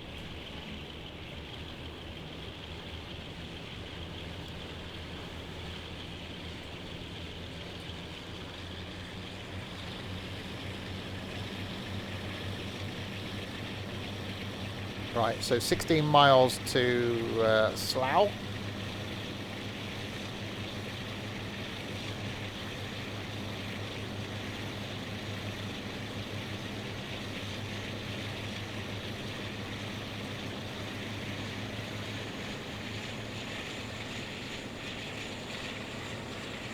Is there a speed limit for this thing?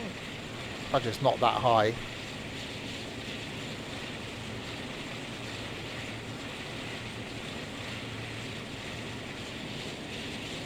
So we've got 125 mile an hour section coming up.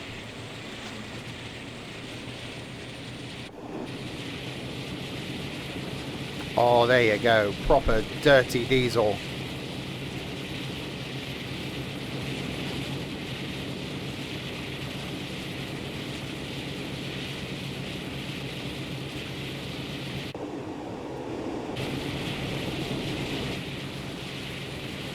That's what it's all about.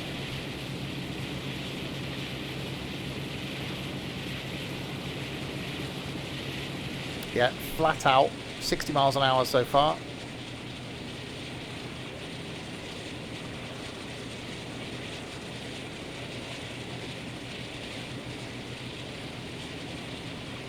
I do like this blue era stuff. I will have to look at more of the Loco DLCs.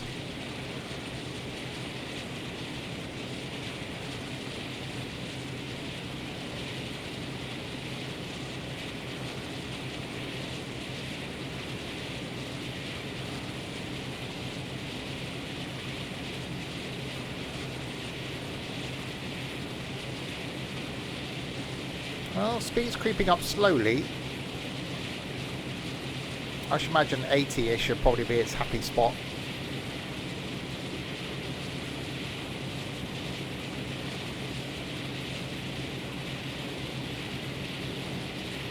So we'll do this route, and then we'll jump in the 101 as a scenario for that one. In the snow, I think that was. So we've driven all 3 trains that come with this and done the training as well.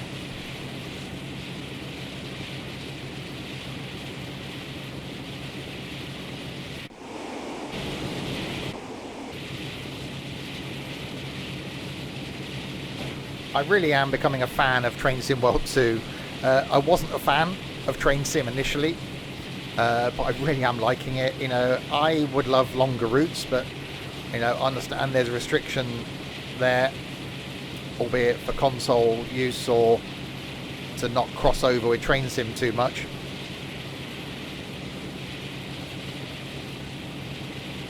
But, you know, if I was still had to pick one sim and one sim only, it would be Train Sim. Followed very closely by farming currently.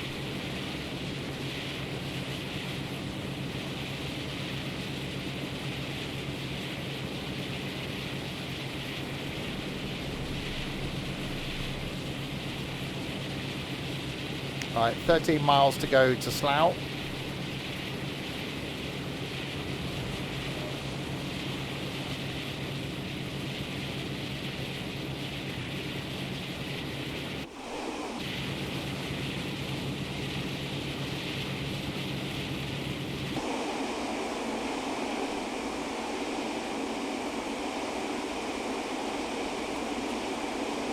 even that noise is quite good.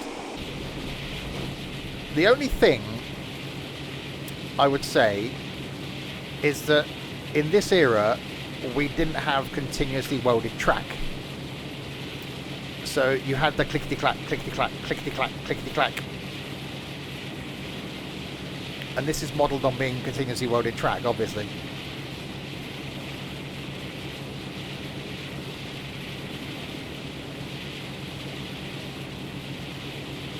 Apart from that, it's damn good.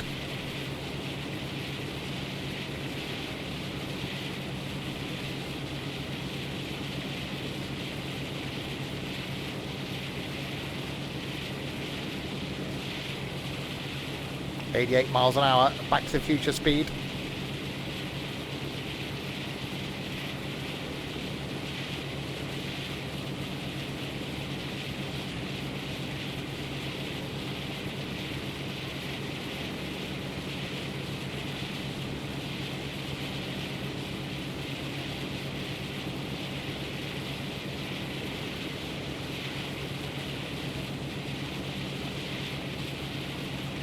I'm actually surprised it's easily got to this speed as well.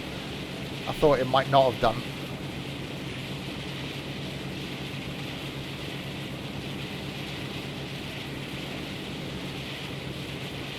Stopping it is going to be interesting.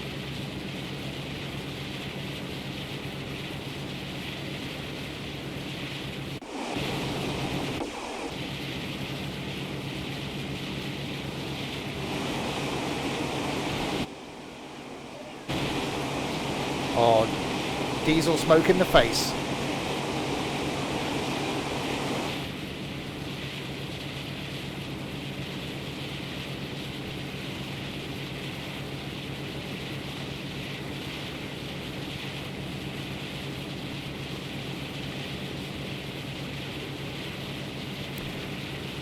A clear run so far.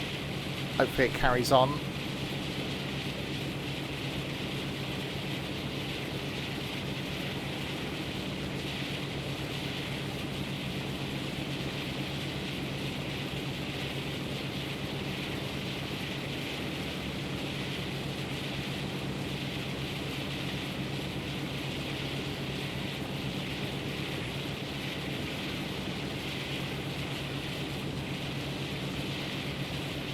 But yeah, definitely liking the DLC.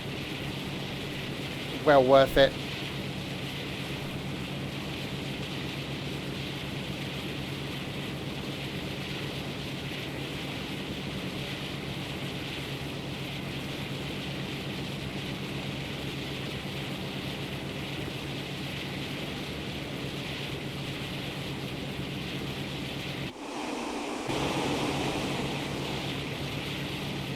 Not great for the planet, but we didn't care about the planet back then. Diesel smoke good, electricity bad.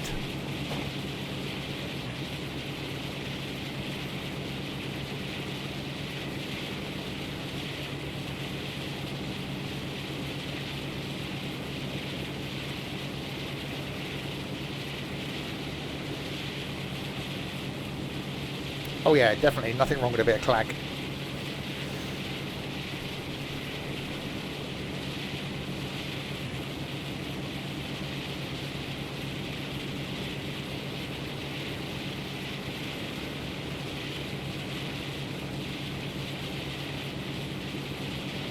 Slightly downhill grade. I wonder if this thing will actually get to line speed.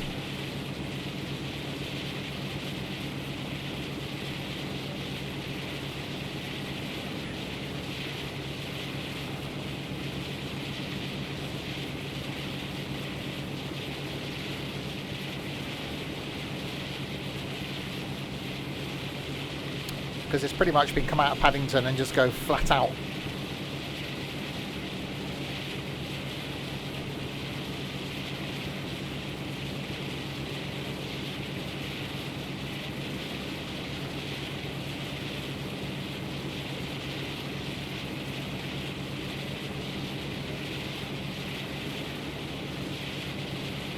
Right, 4.7 miles to go. I should really be coasting, shouldn't I?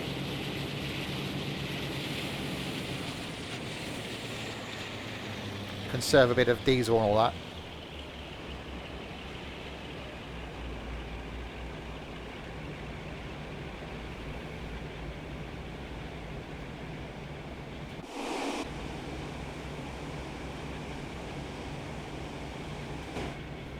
She's on a straight bit of track. We will lose a little bit of speed, but should be fine. Bringing a little bit of power.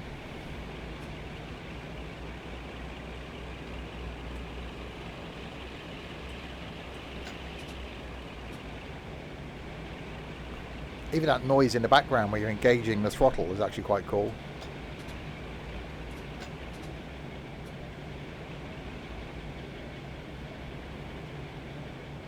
Alright, 3.3 miles to go to Slough.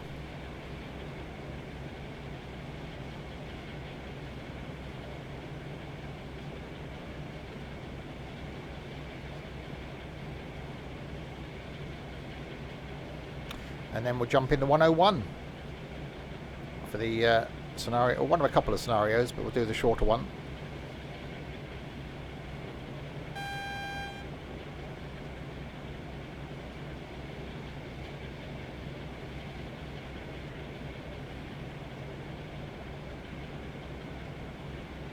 Yeah, more trains on Wednesday, where we go back to normal train sim, and then more Train Sim World 2 next Saturday lunchtime.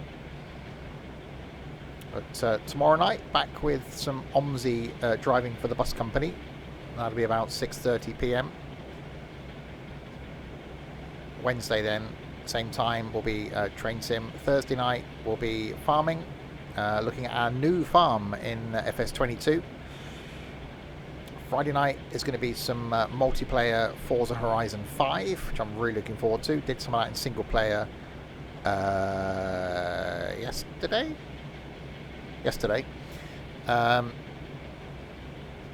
And Saturday lunchtime, Train Sim World 2. Saturday night, some ETS2 Convoy. And next Sunday afternoon will be some more farming.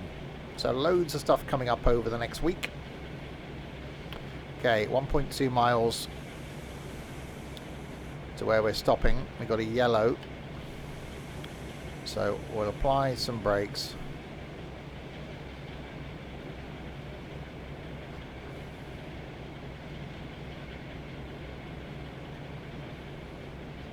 And we got a red, so a bit more of the brakes then.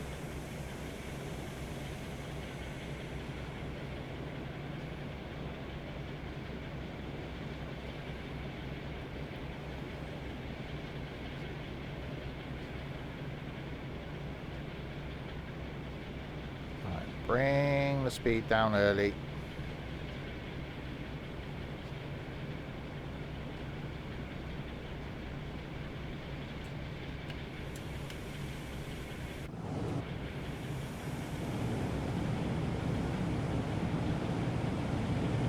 And into Slough we come, in the rain by the looks of things.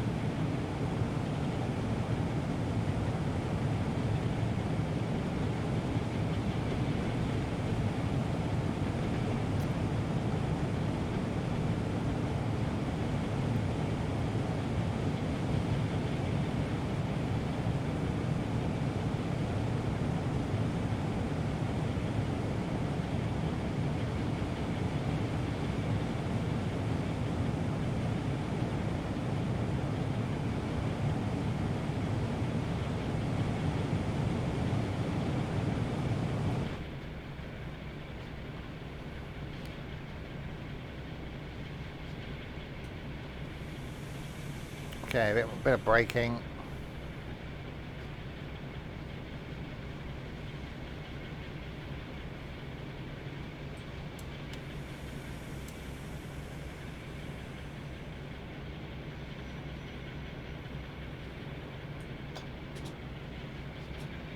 Okay, I overbraked slightly.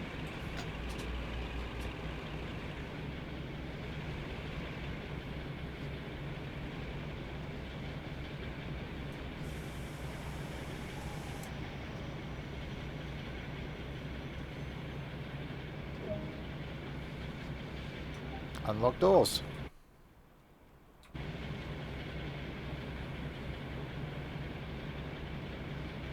We have arrived in Slough. Gateway to somewhere. Slough.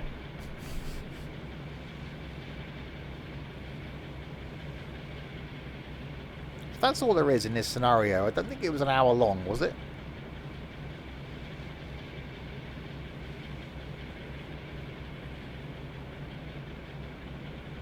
It didn't feel like it took an hour to go from the depot into Paddington and then to here. I'm sure it wasn't.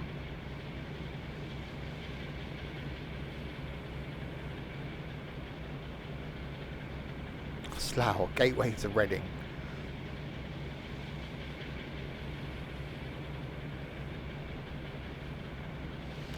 Lock doors, locking doors. Objective complete. 34 minutes. I'm sure that said it was an hour long scenario. I'm sure it did. I'm going to have to check that. Hang on, let's go to the main menu. I'm sure that said it was an hour. How? Scenarios.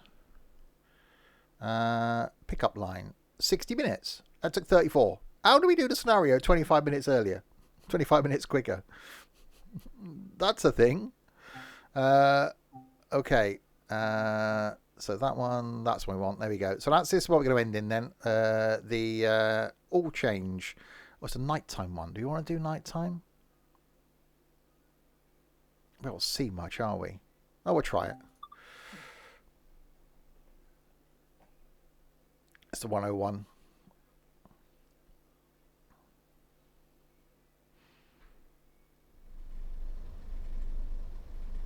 Oh, it's not quite dark. It's the last train. It's this train's last few stops of the night. Finish off this service and take the train to the depot. Okay. Have we got some sort of lights that we can put on in here? And just set the control circuit to on. There.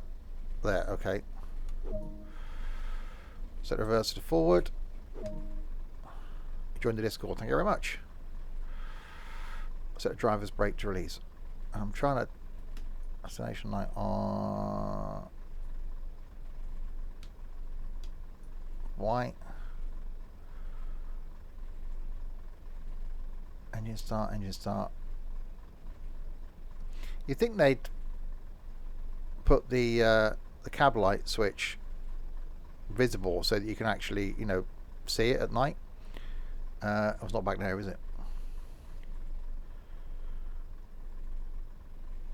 Anyone know where the cab lights are on this thing? Engine starts there. Marker lights there. Destination light. Can he see you, Captain?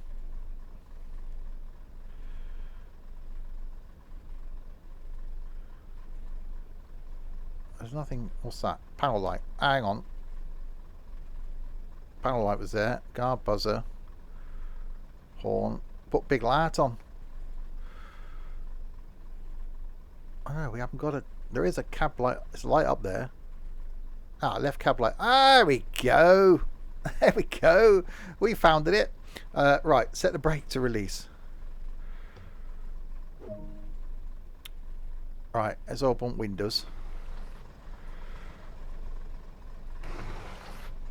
Apply power to get moving. Okay, so are we in gear? We are in gear. Okay.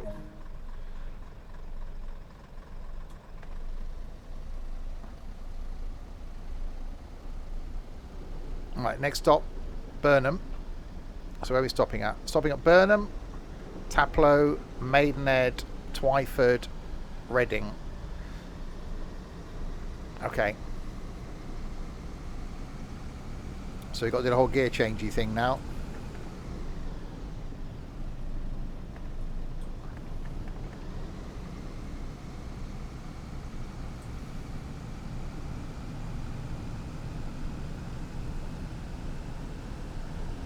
It's a random question.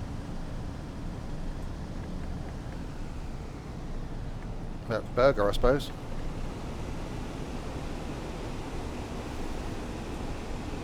I think last time we drove the 101,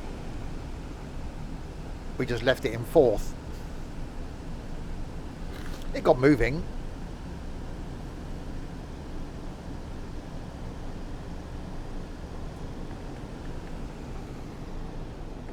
Fourth. There we go. We haven't got the saloon lights on. Is there a switch for the saloon lights? I'm guessing there probably is somewhere.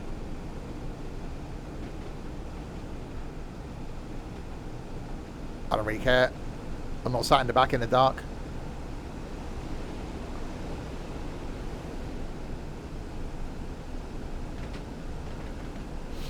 Right, 1.9 miles to go to Burnham. Let's have a look, see if we can find a saloon light. Is there anything over here? Train lights. On. Ah, there we go. They're not sat in the dark now. That's better. Right, 1.7 miles to Burnham. We're in fourth. Throttles all the way back.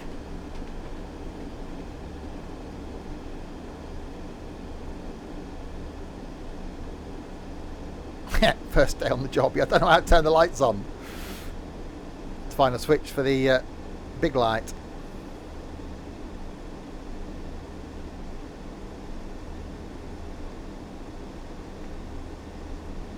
Yeah, it's starting to get a bit of speed up now, and we have to stop soon.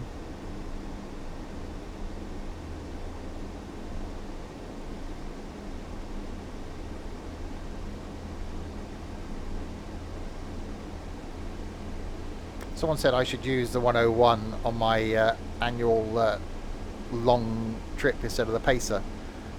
No, I'd just be leaving it in fourth. There's no way I'd be changing gear in a 7.5 hour train sim journey.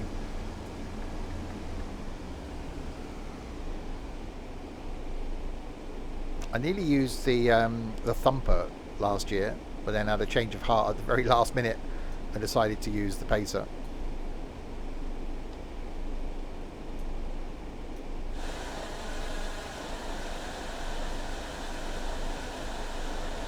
Uh-oh. Uh-oh. Uh-oh. Yeah, I do an annual long train sim trip around the 7.5 hour mark in a Pacer traditionally. First year was Paddington to Penzance in a Pacer. The second year was oops, I think I stopped a bit early there. Unlock doors. Really? Okay. Well, they can sort of get on these first two. Yeah, second year was Edinburgh to London in a Pacer. Last year, Christmas just gone, we did Penzance to Paddington, but not stopping at every stop.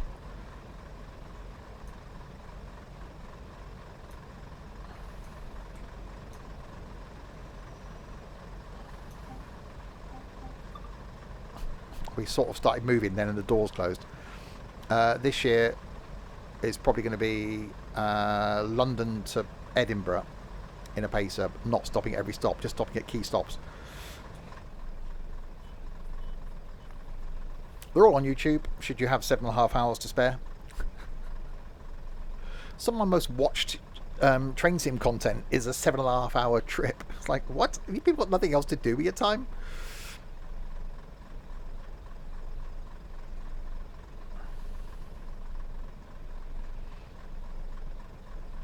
I don't think I could cope with a longer trip, not in one go. Breaking up. We've also done, we did Dundee to Penzance over a series of journeys, zigzagged our way across the country over a series of weeks, carrying on from in 1 week where we got to the previous week. That was quite enjoyable. Okay, stop at Taplow. We'll leave this thing in fourth, see what it does.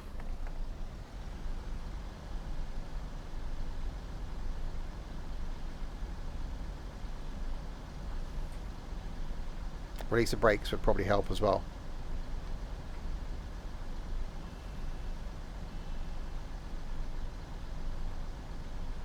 Brakes releasing.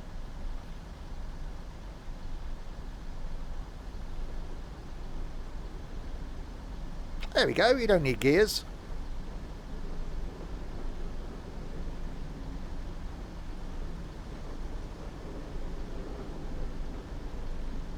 It's not rapid.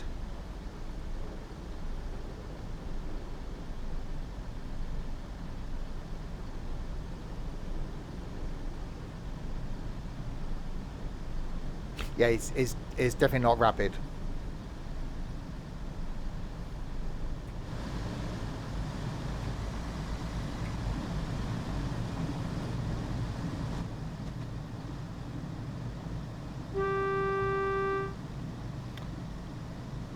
Off to Reading we go. Hi, Don.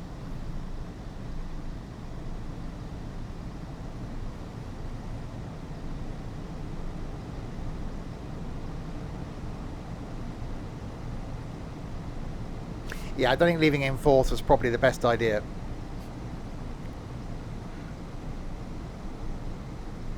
Does somewhat restrict acceleration.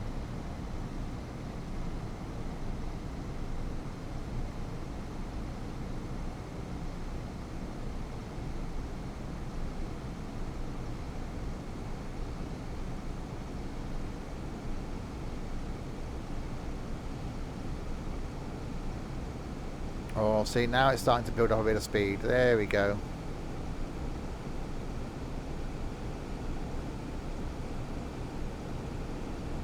Just as we got to think about slowing down again, coming into Taplow.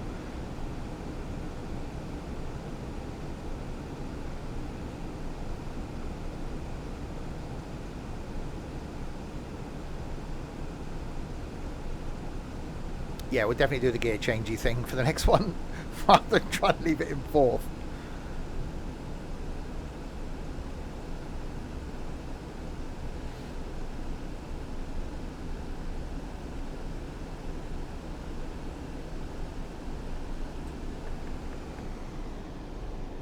Longest stretch with no stations.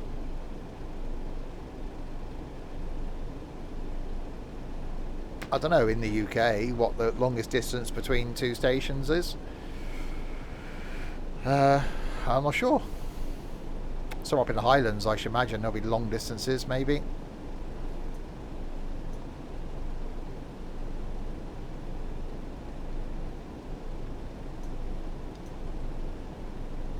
Right, stopping down here.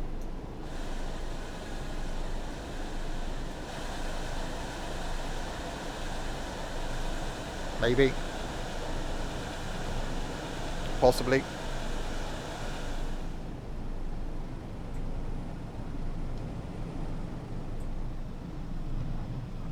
Unless, of course, I brake extremely early like I did last time. Oh, just about managed to keep that going.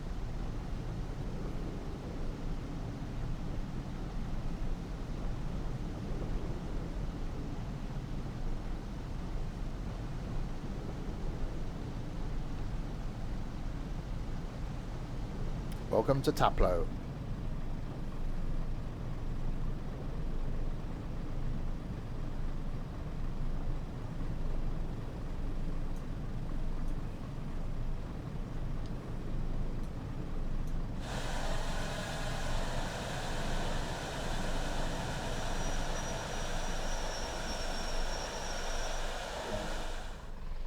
Right, unlock doors. Doors unlocked. We'll put this thing back into first.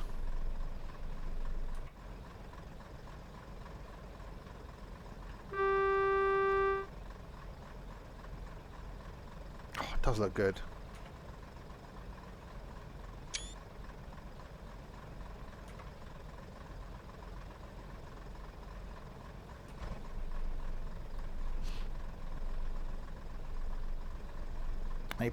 No passengers in this front one. Must be quite cool sitting here back in the day, just looking at the back of the driver's head. It'd be like sitting on the upstairs at the front on a double-decker bus, pretending you were the driver, like I used to when I was a kid.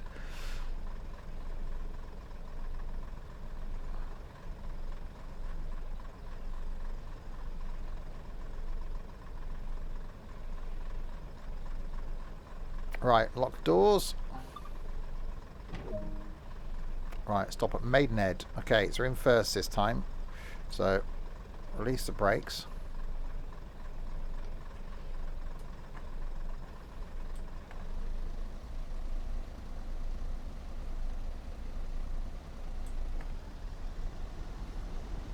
Right, now we've got to do the whole gear changey thing.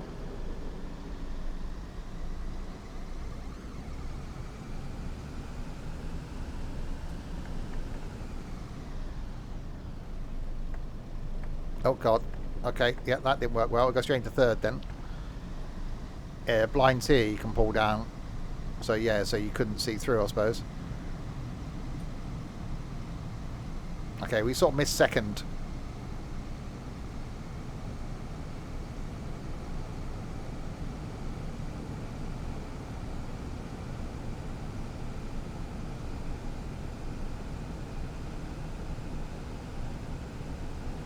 Oh, another 101 coming the other way. Just give it a little toot.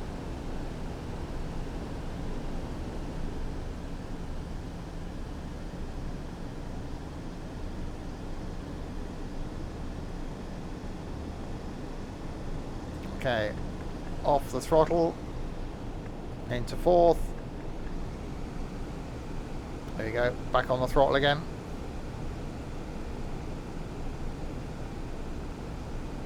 So yeah, as a driver in reality, you'd have one hand on this one hand on that one.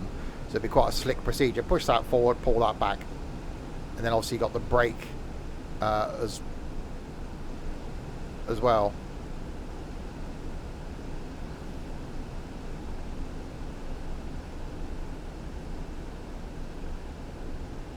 That one.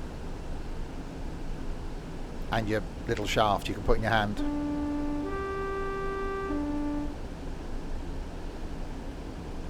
Right, a mile to go to Maidenhead.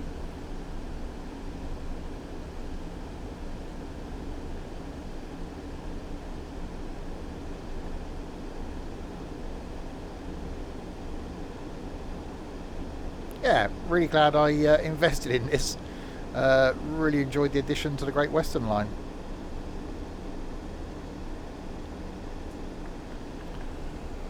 Okay, so come off the throttle.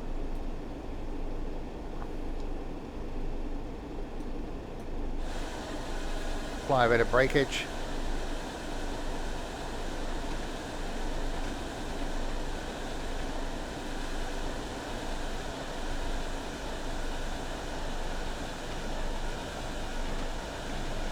Apply a bit more breakage.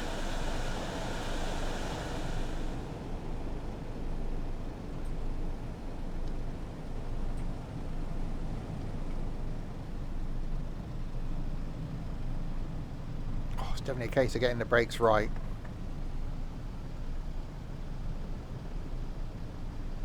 Yeah, tricky little buggers.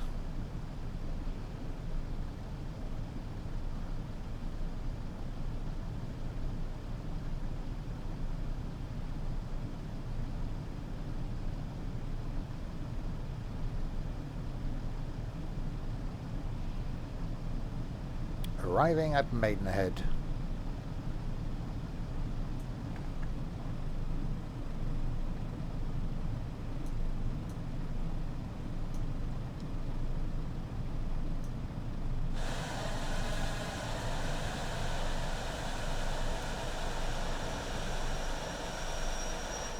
Oh, not bad with the stopping.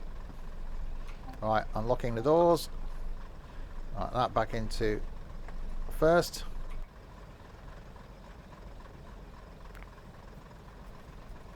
Passengers getting on, not people getting off. Oh, one guy did.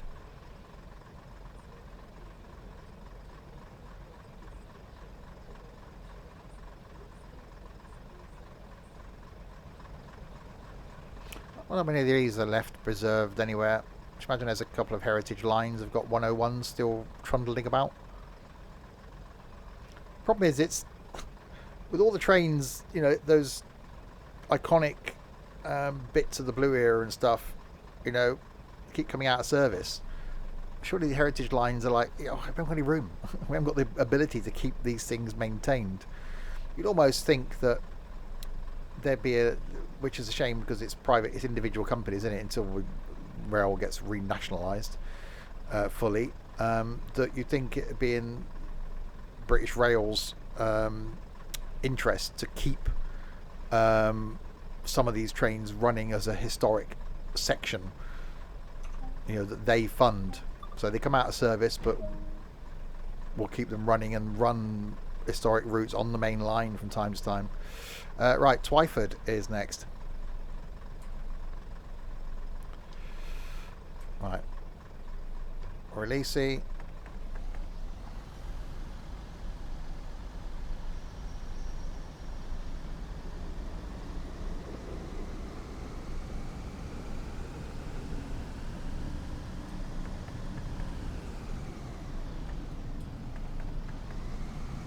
Oh, straight into second that time.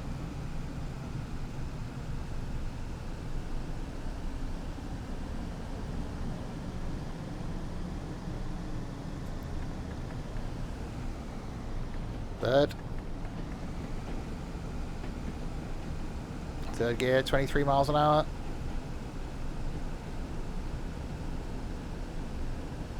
Yeah, I really must get to York this year. We talked about doing a meet up there last year. I think it's got to happen this year.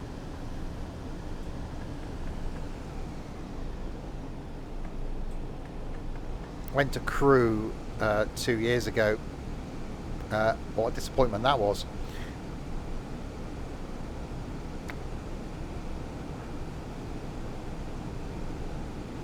I think 45 minutes after arriving, we were back in the car.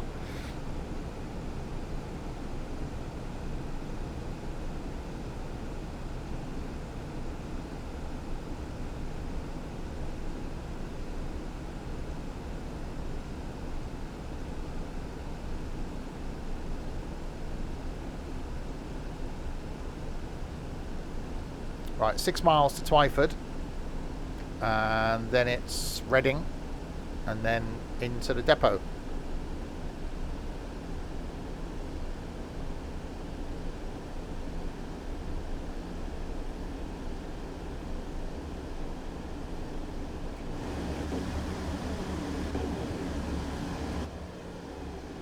Does look good.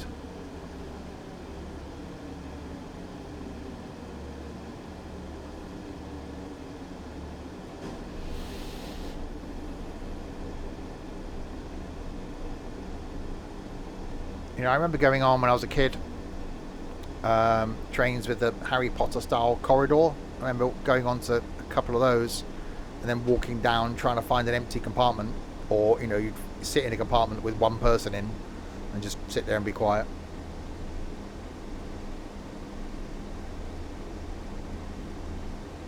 Pretty much just about coming out of service then, I think.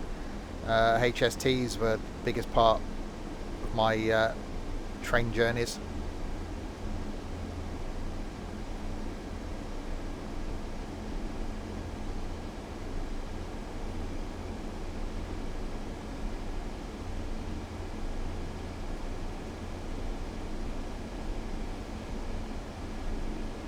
Anything from the trolley, dear? Really must watch those films again.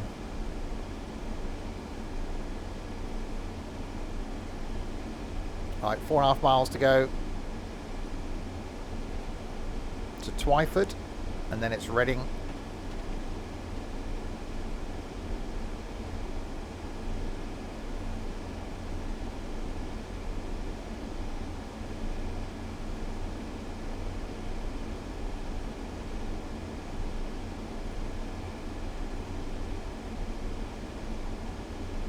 Haven't really got a top speed sign in this thing because I think we're pretty much at it.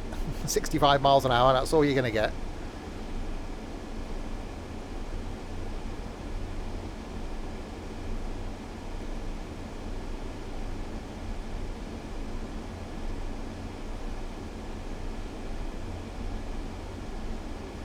Yeah, you wouldn't want to take this on a long run, would you? Even the Pacer went quicker than this. Pace we had up into the mid-80s, I think.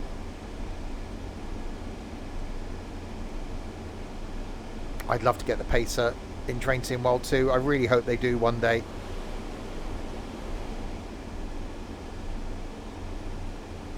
I think if they did that, I'd take it on every route in Train Sim World 2. The Pacer tour of Train Sim.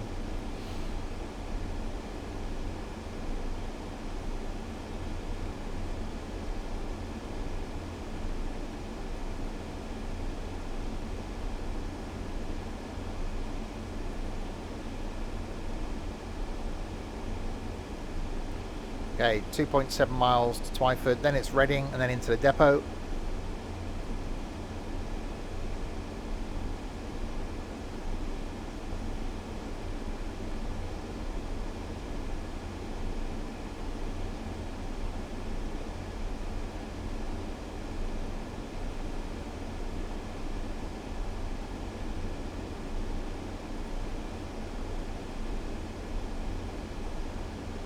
Yeah, it's cool. Definitely a good addition. So if you've got Great Western Express for Train Sim World 2 and you're looking for more content for it, I can definitely recommend this Diesel Legends of the Great Western.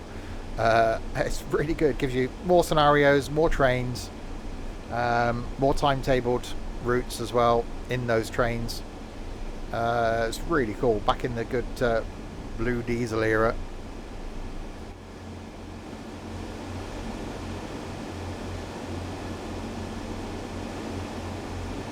Don't know why we've got the lights of the carriages shining out through the top of the train. Surely oh, it's out through the vents, isn't it? Ah, okay. Yeah, it's those ceiling vents the lights are supposed to be shining out of. The last BR corridor coach trip for you was in 1982. Blimey.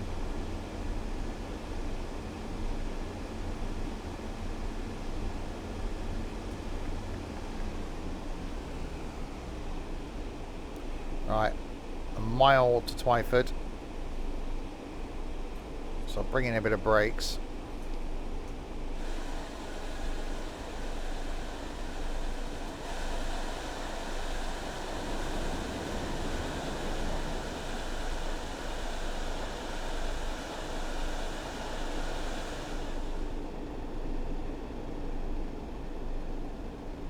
Slow it down.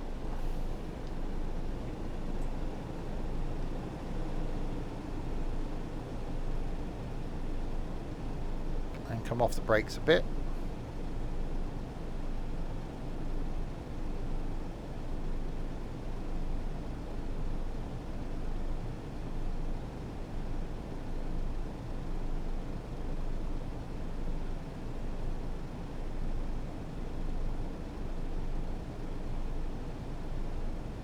And can we do a reasonable stop as we come into Twyford? Probably not, is the answer.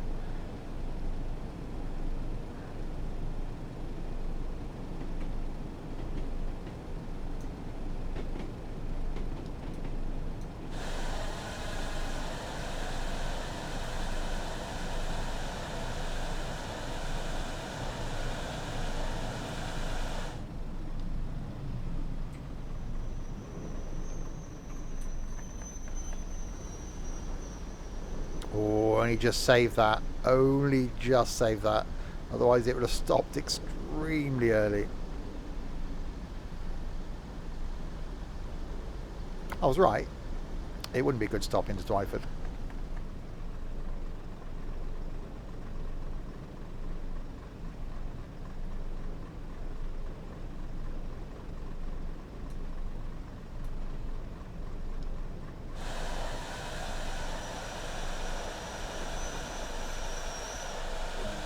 There we go. Right, unlock your doors.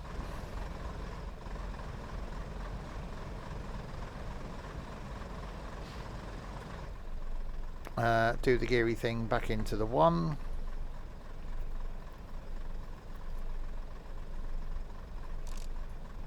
Sort of restricts view a bit, doesn't it?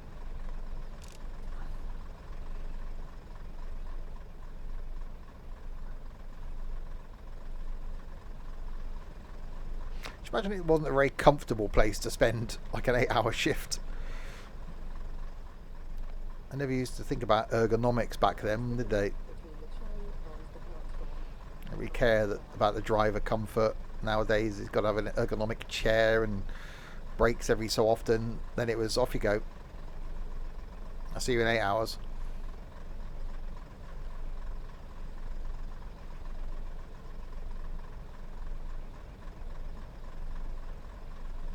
Right, locking doors. No, unions. God, look at the kibosh that happened to British Leyland because of unions. Right, next stop, Reading.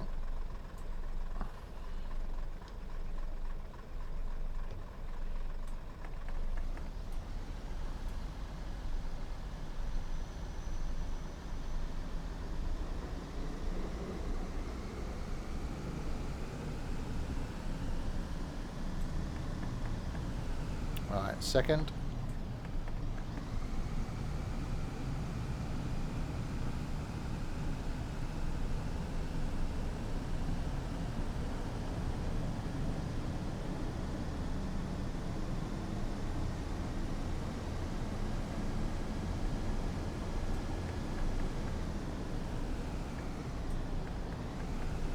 I agree with unions to support the workers and make sure that workers' rights are affected. The one thing I've never agreed with is strike action. It's almost, to me, like being a kid and throwing a tantrum. If you don't give us what we want, we're just going to stop.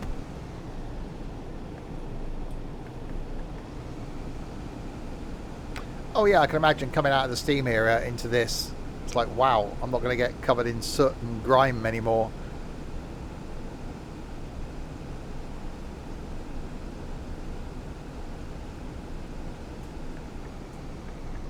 Right, we got a 40 limit coming up, so we'll...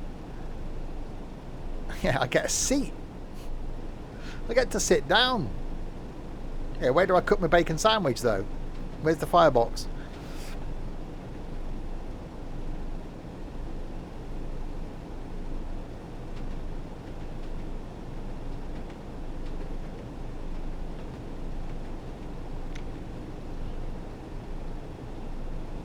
Oh, all the way across here.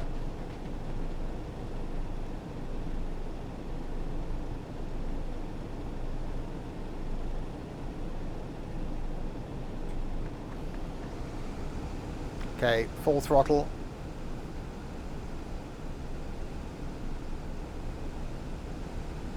I suppose, yeah, if you come out of a steam engine, to sit in here where it's probably warm, it's dry, you know, you can put a shirt and tie on to go to work and you still look clean when you come home.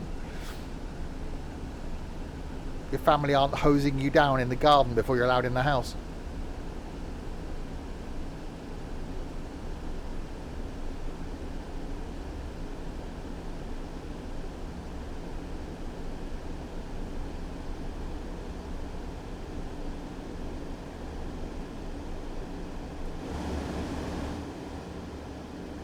Right, 3.4 miles to Reading.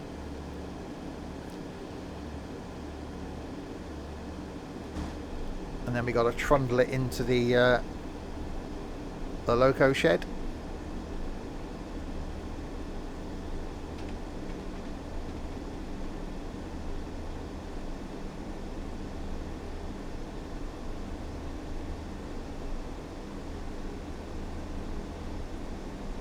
Yeah, been a really enjoyable DLC. See, it pays to look and see what DLCs you don't have and then go, ooh, that's surprising.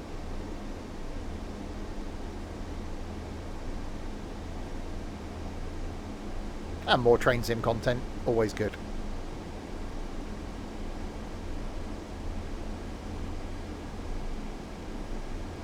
Oh, we got 95 coming up in a mile. Don't think I need to worry about that somehow.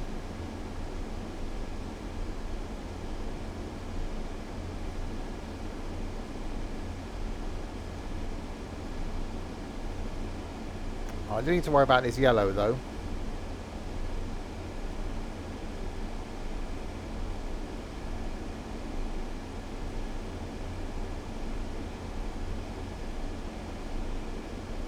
Double yellows in fact.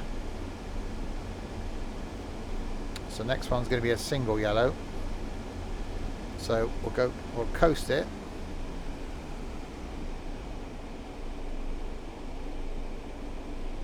And then we'll see what happens down here.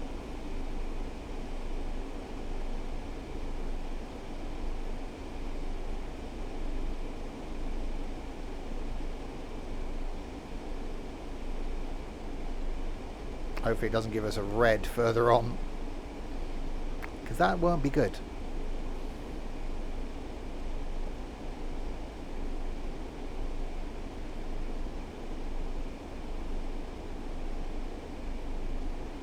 Track change 40. Uh-oh.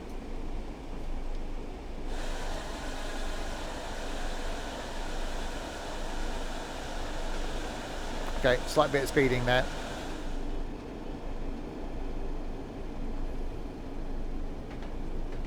And there.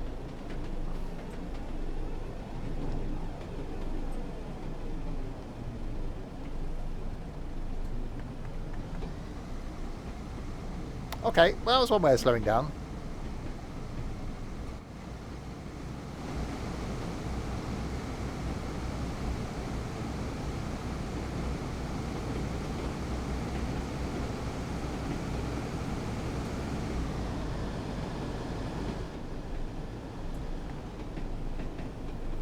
And into Reading we come.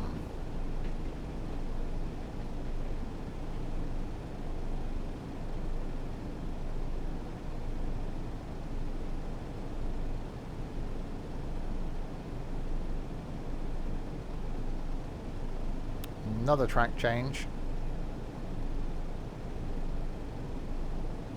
And stopping.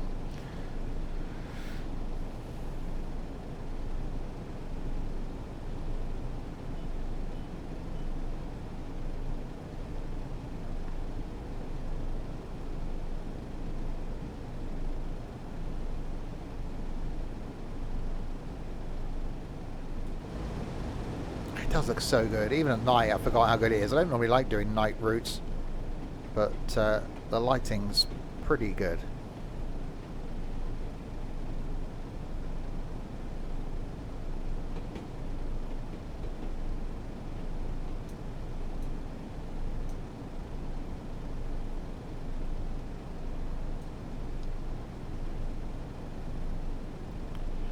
Okay. In we come.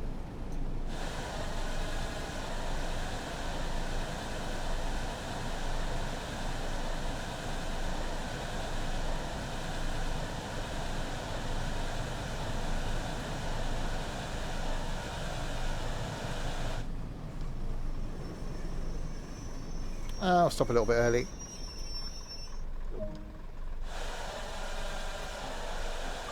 Unlocking left. Oh, the train got in the platform. What more do they want?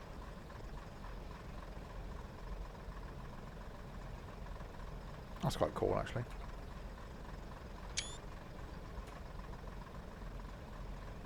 Alright, then it's on to the depot, I think it was. So it's dumping the passengers. And then taking thing to depot. So back into first gear. Well, we've got a red, so unless we go in the other way, we'll see what it says.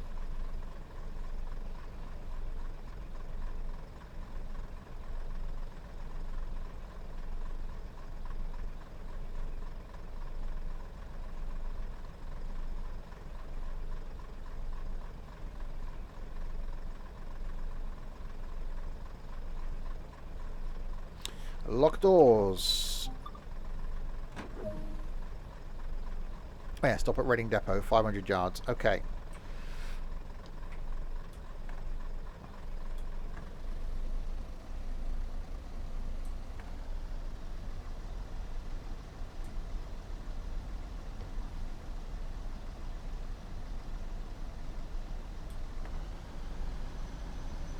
Hey, releasing the brakes fully would probably help with moving forward.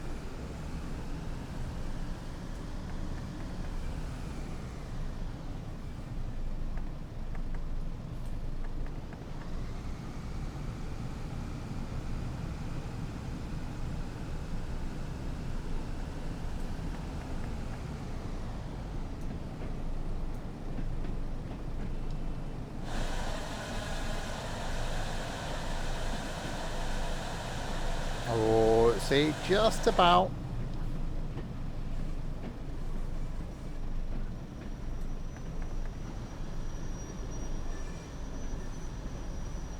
Come on, don't stop. Never give up.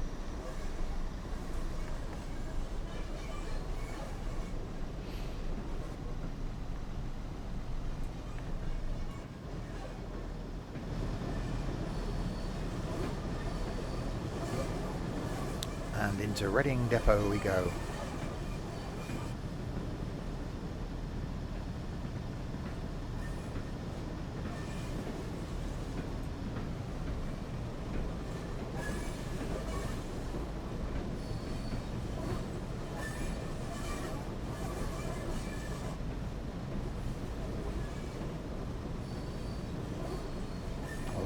Smoke. Smoke is good. We like smoke. The diesel type, you know, if you smoke, you're an idiot, but the diesel type's good.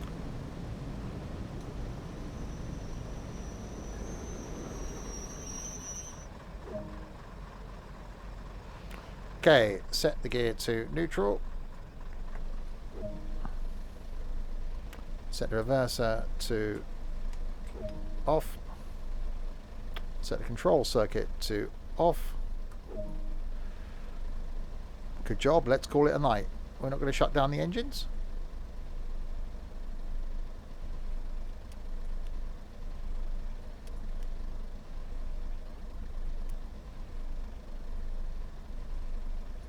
Oh, it's not letting me shut down the engines. Oh, that's a pain. I want to shut them down.